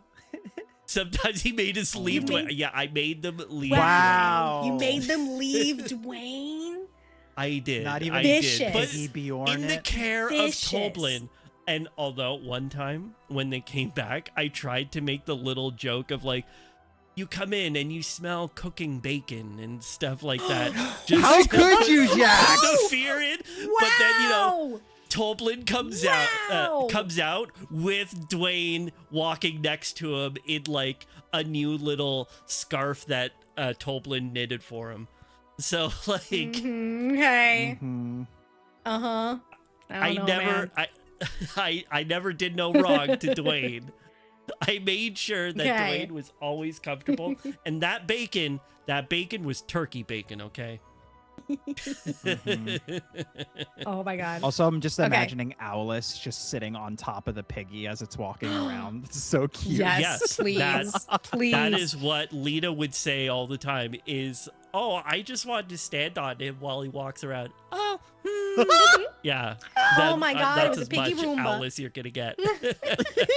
I love it. We even Okay, had a so- Halloween party at. Oh yeah, Dwayne dressed Mhm. up at a Halloween party that they had. Aw. So Yeah. here's a question then. Kind of piggybacking on what you just said. Hey. Piggyback. Yeah, piggyback. So like when it comes to like having to like improv a character or something like that, what's a magic item you've had to make up on the spot because the characters really wanted to find something Oh shoot! I did this. that not that so you long that you ago. like that you really liked like what's one you had to make up on the spot, because I've had to do that quite a few times with my players. I have to make up shit on the spot for them all the frickin' time. I don't think it was necessarily because they were like looking for something or wanted something, but I remember I just made like a This was so OP. I was so worried that the final fight for my summer camp thing was like gonna be too hard and kill them. So I Right. gave like the whole party like these little magical acorns that they got from like these little like nature sprites that live in the forest, and it was like Mhm. you drink the fluid in the acorn and it gave you like a long rest. Nice. Nice. One person was close to dying, so they did use theirs, but like everyone had one just in case, and I was just like, I should have just gave them one, and that was it. Mhm. So, Yeah. Oh man. nothing like too That's a crazy good- or wacky. No, but that's a good one. That's it's the backup plan in case you accidentally didn't balance the fight right. Yeah, I I can just I worried can totally that like, get that.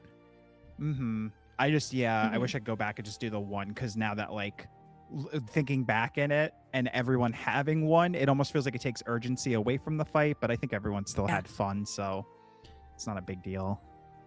Yeah, that's really hard to balance the fights and to keep the urgency, to keep the fear of, things can go bad, but also make sure that the players can have fun and know that, if things go bad, it's because things went really bad and it's not because you stacked things against them in a way that they weren't able to handle themselves. Balancing is hard. Yeah. Let's be real. Yeah, Balancing yeah, is so balancing's hard. Balancing's really hard. Yeah. I feel like Um, when I play with my brother as the DM, his combats are so like balanced, like very challenging, but not too challenging. And I'm just like, Mhm, how mhm. does he do it? It's crazy. Yeah. So what so what's a magic item you've made up on the spot, Jax? And like A bag of farts. no. But like No. sometimes I've done like a point to point teleporter. Okay. But like I don't know if I made anything up for the characters to have. I know there was a game I played where the characters picked up a sword of cold. Jax, what about frig, damn it. Never mind. Okay, Ooh, are you guys ready? okay. Are you guys freaking ready? Here we go. I'm ready. I'm ready. Because I don't even know how it happened, but there was an argument that came up during one of the sessions because I had created a drink. Okay, it was when I was first tasting Baja Blast Zero, and I made up the drink Tiamat Blast. Because Baja, Bahamut, Tiamat. Anyway. Yeah. Toblin had created the drink Tiamat Blast. Yo, mailbox. Yo, thank you for the sub. What's up, gamers? Let's go, mailbox. Yeah. Holy Yay! crap, 1 year. Yow! Okay, I did my yowing. Congrats! Yeah. Oh my god, 1 year. Okay, so Did your yowie? Tiamat- Oh, I did. Okay. Oh, whoops. Oh, That's wow, a different Jax, good story. for I'll tell you. you later. I support you. So Oh, okay. there so he made Tiamat Blast, and then somehow we got into the argument of like, oh, maybe there's a Taco Bell in this world or something. Jax, and then you're a it genius. landed on my god, mailbox, thank you, I am a genius. It landed on that there was a Little Caesars, but called Little Wizards, so Little Wheezies. And that Little you Wheezies. had an orb, like a magical, seeing crystal ball that you could speak into and order a pizza from anywhere in the world, and Little Wheezies would deliver. You just had to put like a gold coin against it, and it would transport the money over to an establishment, and they would deliver the pizza. That is brilliant. I love that. And it was I love that so much. That's pretty pricey, I gotta say, though, Jax. A whole gold coin for one pizza? Listen, I didn't want them to use it because, I was trying to not incentivize it. Just like, Uber Eats. You look at Uber Eats and you're like, wow, that's kind of pricey. That's true. right. like- right. Oh my god, I just that freaking item. Like it was It was just a magical ball and a pizza place run by wizards who would just teleport, deliver pizza, teleport back. Genius. Oh, that's so funny. I so good. Thank you, haven't Lita. test run this. I haven't test run this item. I remember telling Jax you about this item idea that I had. So tell me what you Mhm. think about this, Salty. I came up with an item. It's an ancient box, and if someone opens it, it releases like this dust, and the closest person in contact with the dust has to make a Constitution saving roll, because they're breathing it in. And if they fail the con roll, then whoever they see first will have the desire to want to be best friends with them for 24 hours. Oh my Oh, god, that's yeah. funny. There's so many good RP moments you can make out of that. I like Yeah. that.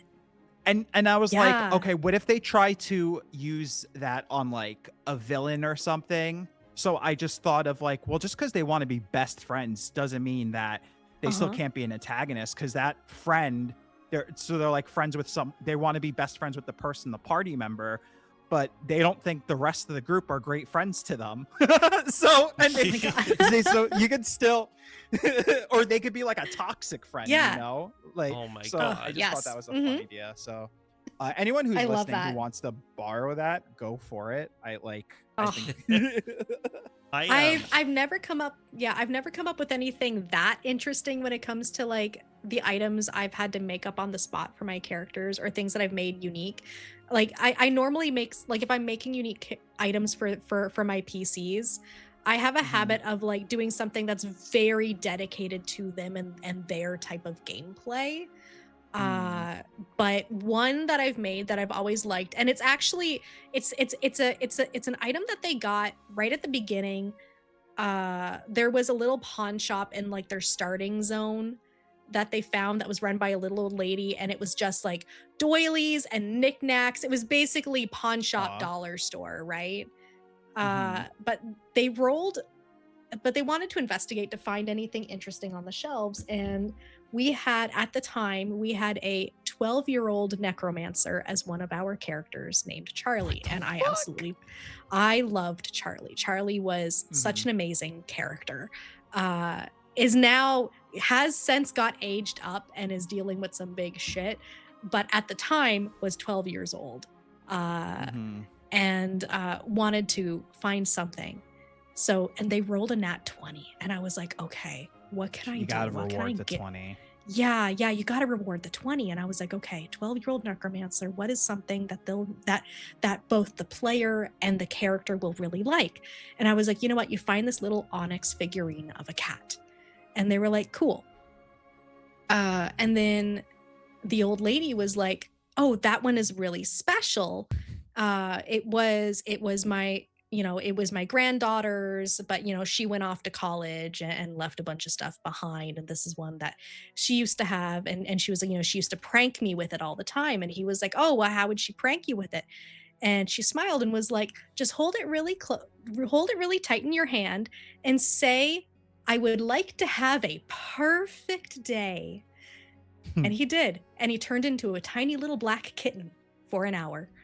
That's And cute. it was Perfect. it was just a perfect day, and it was just 1 Perfect. hour of being a cat. That was it. That's all it did. It just turned you into a cat for an hour. And that item still gets used. Oh my god. I could see it being like handy too if you need to sneak in Yeah. somewhere. It's a Yeah, free and it, like, polymorph. Yeah, it's a free polymorph, and it only let you do it, like, you could only do it once a day. So like it wasn't super OP or anything like that, but it was something that they've kept with them the entire campaign. They even like actively like seek it out if they lose it and stuff like that. So that's one that I made kind of on the spot. It wasn't, again, like nothing extravagant, nothing super unique, but it was just fun. I love that. Also forcing them to say out loud, I would like to have a perfect day every time they say it. My god. One item I came across, I wasn't sleeping, Queen. I was looking up this item. item I came across. So I was playing a game at my friend's place. We're just doing a kind of a one shot. I think we played it in 3 games though, because they wrote too much. But an item that we got was a Sword of Cold, and when I went to attack with it, we were attacking, fire enemies and things like that. It's like, oh, Sword of Cold, it's gonna do double damage, but it didn't look like it did double damage. And then every now and then my DM would say, oh, you lose 1 HP.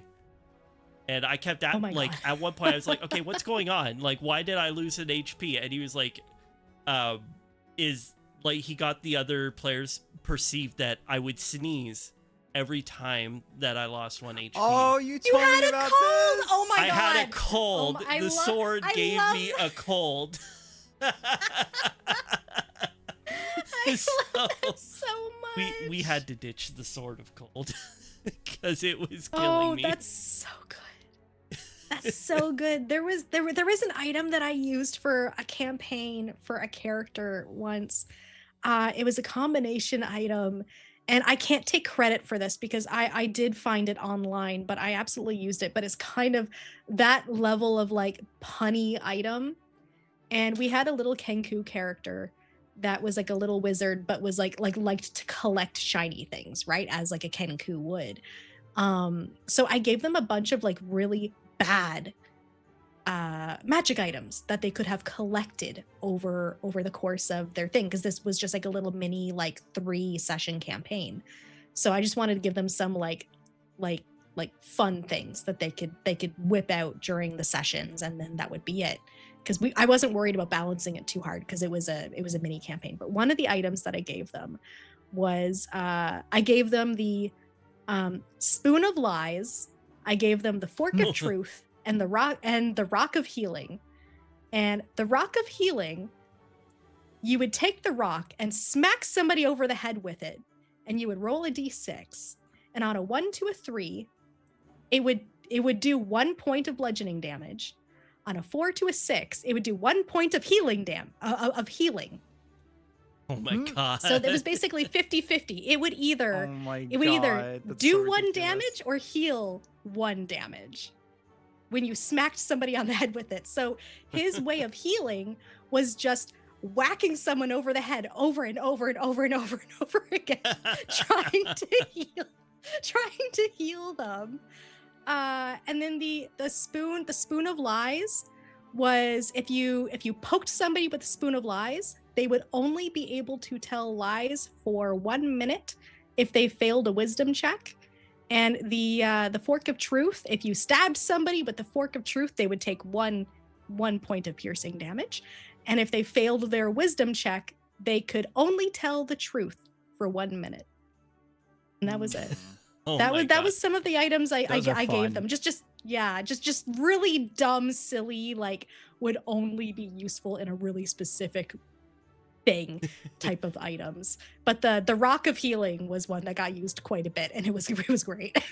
Oh my god. See, I would have switched those around. I would have had the Spoon of Lies be a fork, and then the Fork of Truth be a spoon. And that way, you have to figure out which one's lying to you. Oh my god, that's terrible. I love that so much. I wish I thought of that. I love that so much. Wait a minute, this is a spoon. Okay, how do you guys feel about because now we're on to we're talking about lore for items and stuff. How do you guys feel about what's the word I'm looking for? Items that speak to the characers. Like a singing sword. I think it's great. That's the like singing swords and stuff like that. Yeah. Have you guys ever used them? Yes, for sure I have. Often I'll usually tie it with a character. Like either the item is possessed by said character. Sometimes I'll have it that the item is just a sentient being and has no rhyme or reason for it. Those are fun. That tends to Yeah. be the singing sword type. You know, where you have a sword that nonstop sings and you really would like it to stop. Yes. Yes. And 100%. sometimes my favorite thing is that the item is not speaking, but the character believes that it is. That is a fun one. Whoa! Ooh, I've never seen I that being like played that. out. That is I very like that fun. a lot. That's a good take on it. Yeah, that's sometimes Yeah, I like that one. I do that for lulls. Mhm. It's a good one to kind of have, especially if you have a warlock. You can do that really well, or a paladin, because they could really Yeah. believe that their god's speaking to them through an item or other items. That's a lot of fun. But yeah, one It's a good one. item that I had a long time ago was a singing sword. So when the sword was singing, it did extra damage. So it did plus 2d12 psychic damage. Now, Ooh. Okay. when I Okay. said 2d12, I told them it had to be 2 different dice. And when they finally got to use the sword and unsheathed it and it started singing, the singing was so loud and annoying that 1 piece of damage is for your enemy and 1 piece of damage is for you. Love it. That's funny. I love double-edged items like that. I love it. It was the double-edged sword of singing. Yeah. Yeah. It's just like honestly, like whenever I'm playing in a campaign, even with like Kai and stuff like that, I'm like, put my character in danger, like give me risk and reward. Like I'm so like I am one of those players where I'm just like, make it so I'm probably gonna lose my character. Like Are make you the like red like button pusher? make me struggle. I am the red button pusher. Do you I push am. red buttons? I am. I do. You're the Travis. Beep. Yes, I am. I will take that as a compliment because the red button pushers keep the game moving. I always push the red button. Someone tells me that this is an ancient evil and I should not go there. Guess where my character is? Strutting his way to the ancient evil. Like, yeah. Yes. Yeah. That's my honestly, those are my favorite people to DM for, are the people who are gonna like, you know, are gonna you know, like you said, like gonna push the red button and stuff like that. Like I love my gremlin character, like my gremlin players. I love them. They are near and dear to my heart.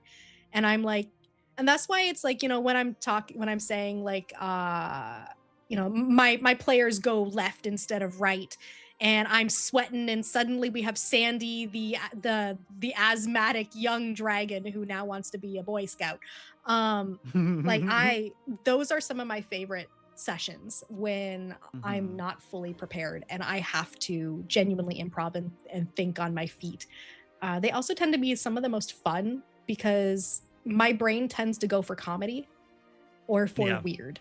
And you know, when you're sitting down and you're actually making the D&D lore, sometimes you tend to go a little bit too dark or depressing, and that stuff really lightens it up, and it makes it a lot more fun, at least for me. My brain goes to eldritch horror or comedy, so you know, no real in between there. 100%. Yeah. I definitely lean a little bit more towards comedy, but the actual games I run tend to be a little bit on the darker side. So it's nice to have those moments to kind of break it up a little bit.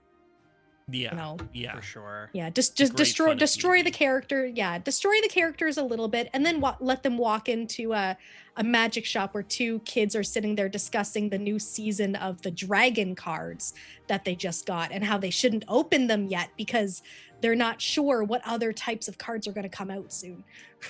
Oh my god. Pokemon cards. And then my players, then my players look at me and they're like, I hate you. And I'm like, you love it though. Going back to talking items, there was one campaign I played where it wasn't my character, it was someone else's character. They had like their mentor like during the campaign like die like protecting them, and like they got their sword out of it and stuff. And then later on, we found out that the mentor's soul got like sucked up into the sword, so he was able to like talk to his teacher and stuff. But only he can hear like the sword talk to him. That's and really stuff. that's really sweet. I like that. And it was really I like that a cool lot. too, because like the character themselves was like very to themselves, with like their past and stuff. But like the character talked freely about their past with their mentor. So like as players, it was really cool because we got like a lot of like lore and stuff through that. Absolutely. That's so cool. I like that. Yeah. Yeah, I like that a lot. That's really nice. And he also made really sassy remarks at times too. Yeah, we haven't had a lot of sentient items in the games that I've played. Like there was like, you know, the Sun Sword in the Curse of Strahd game, and we decided for shits and giggles that the only way it interacted with the players was through GIFs in Discord. So they would ask it questions, and I would have to choose a GIF that best represented the answer. That's amazing. I'm just imagining the Sun Sword projecting it into the sky like a bat singer. Exactly. Oh my God. Exactly. Not an item, but I once isekai'd my whole party just because I was switching them over to a homebrew world from a actual D&D book campaign. And one of the players was like, "Hey, I've got an idea." And so everyone kind of changed their character a little bit, because when they got isekai'd, they changed up some stuff. And that way, you know, I told them, "Hey, if you want to change class, this is the time. Whatever you want to change, it'll just go with the world changing." And it's very explainable because you're just turning into a different person, but you have your memories. But this player chose, what if I isekai'd into the exact person I am, but like they have a different reputation in this world? I was like, okay, am I allowed to do more with that? And they said yes. And then I evilly laughed, as us DMs do whenever anyone says that. Yes. And then, so through a whole bunch of stuff, they found out that the character they had was attempting to become a lich at the exact same time they were being isekai'd. So when they became this lich, part of that is you destroy your soul and body and become the lich. He took over the body part, and the lich, instead of becoming a lich, was transported back into their own body, but just has the back seat of that body. So he had this evil himself, I love that, within the body, being super angry that they're not a lich and constantly telling them to do evil. My dude, God. that's so good. And anyone who like saw him was like, "Oh my God, it's that guy. Oh, he's so evil." Yeah. You know, like it, like he had the reputation of being this evil wizard. It was so good. It was a lot of fun. That's I love so when good, someone Jax. says, "Yeah, you could do whatever you want with it." I I'm like, love that. "Oh, okay, I'll do that." DMs, I have a Oh. question for all of you. Okay. What is your Ooh, question? okay. Yes, you may roll for initiative, Lita. But don't worry, Yes. just because you're rolling for initiative doesn't necessarily mean you're fighting. Yeah. Nope. It could be a boogery dragon. Have you ever made a player Oh, God shit damn their it. pants? I have. Jax, you No. made someone shit their pants? Of course I have. No. And okay, hold on. Not only did I do that, I made them fly because of it. Oh, okay. Oh my god. Oh my god, I don't remember the full context. I don't remember the exact full How context. can you forget the moment you made somebody shit their pants so hard they flew? Because How do you forget I remember every part of they shit their pants and flew. I remember I remember that. Oh my god. I don't remember the context. I just remember saying, okay, well, if you're gonna try to do that, I'm gonna need you to roll to see if you shit your pants. Oh And they my rolled a Wow. 1. Wow. I mean, And I've gotten my characters very high. I've gotten them drunk. I've gotten them very sick, but I've never made them poop their Shitting pants. pants. so like Yeah. I think he's trying to use farts to give an extra boost. Actually, you know what? It's all coming back to me. He was trying to use farts to get an extra boost for a jump so that he can make it up somewhere. And I was like, okay, well, I need you to roll for that. And if it's a 1, you shit your Oh. pants. And he rolled a 1. Well, I mean, like. Oh, you told okay, them beforehand. Yeah, I did. Wow. I mean, like, and like to be fair, we did make it really obvious in advance that we do like sharts in this stream. So We do that's like the thing. sharts. Definitely like sharts. Yeah, that was a good one. Yeah. Oh my god. Oh so god. fucking Good times. funny. I love that. I love that so much. Yeah, sometimes I'll go with the full comedy and just the one way I DM and Hmm. the thing is I just tell every player, if you have an idea, try it. Whatever you want to do, try it. I don't care.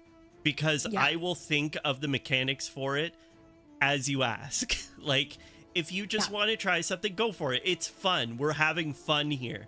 Rule of cool, Mhm, everything fun. Let's have fun. And you Yes. know, I made someone shit their pants. You know, that's just how it goes. Yeah. So I 100% agree with the rule of cool. My my thing with like D&D, like I do have a couple rules lawyers and stuff that are in my game, and sometimes I have to kind of be like, hey, like it doesn't fucking matter. But I made someone shit their pants. That's just how it It's goes. just how it Yeah.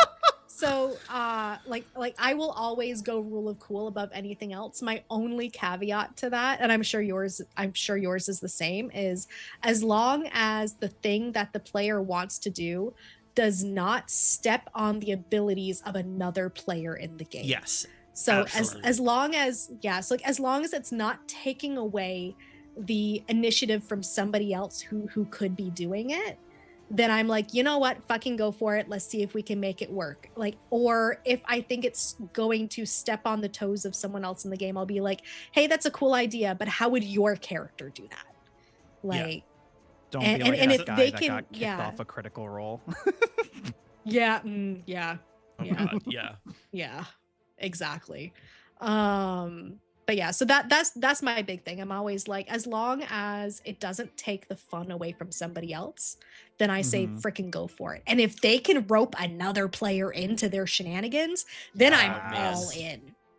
The second it becomes a team, like that's how the Trouble Fastball special became a thing, and it Oh, makes God, me very yeah. happy.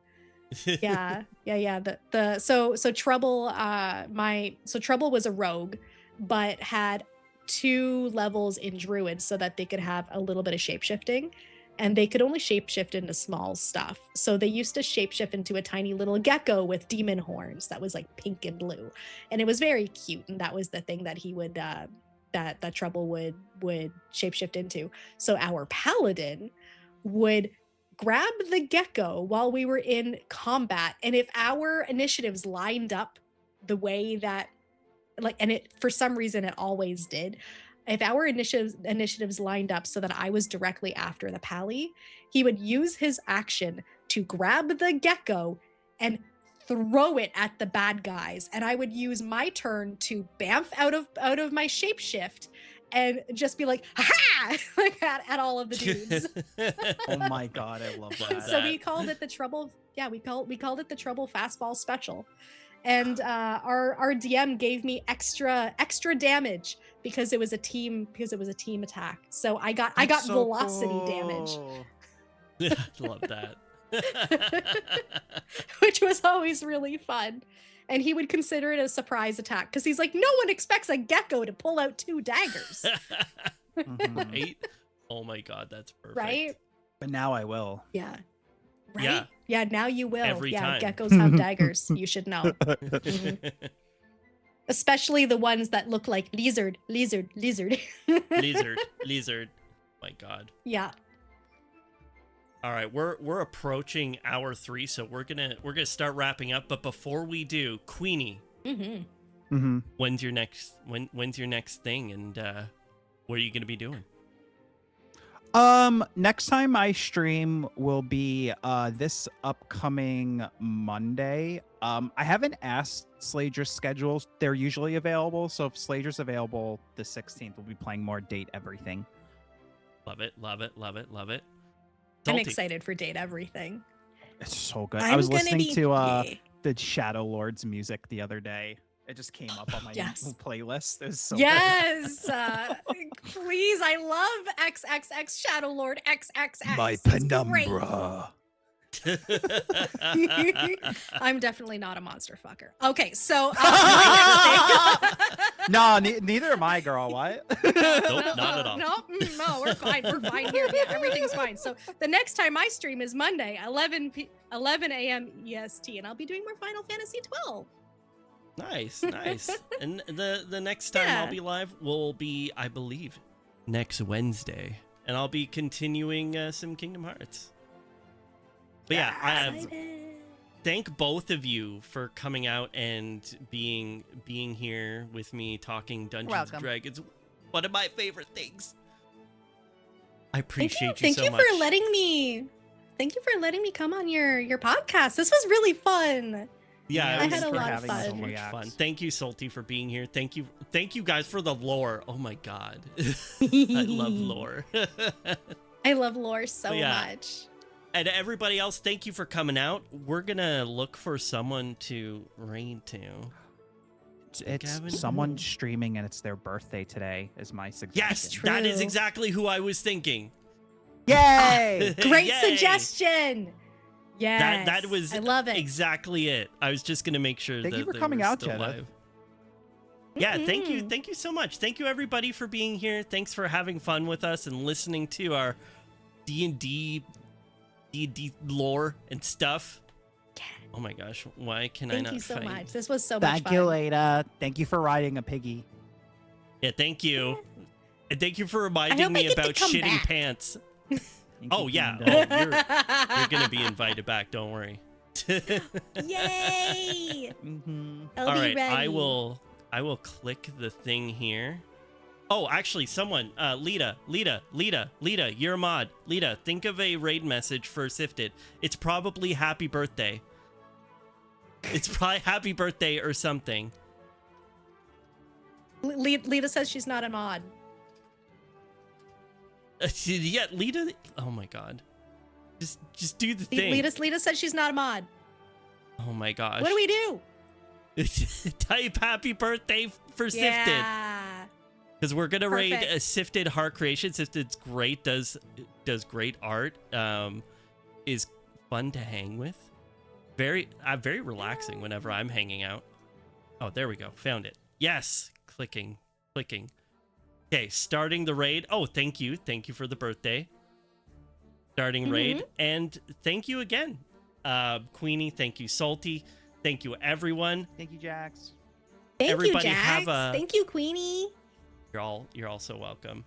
I want everybody to have a great weekend. I will see you next week. Bye, everybody. Bye. Bye-bye. Love you. Bye. Bye. Make your player shit.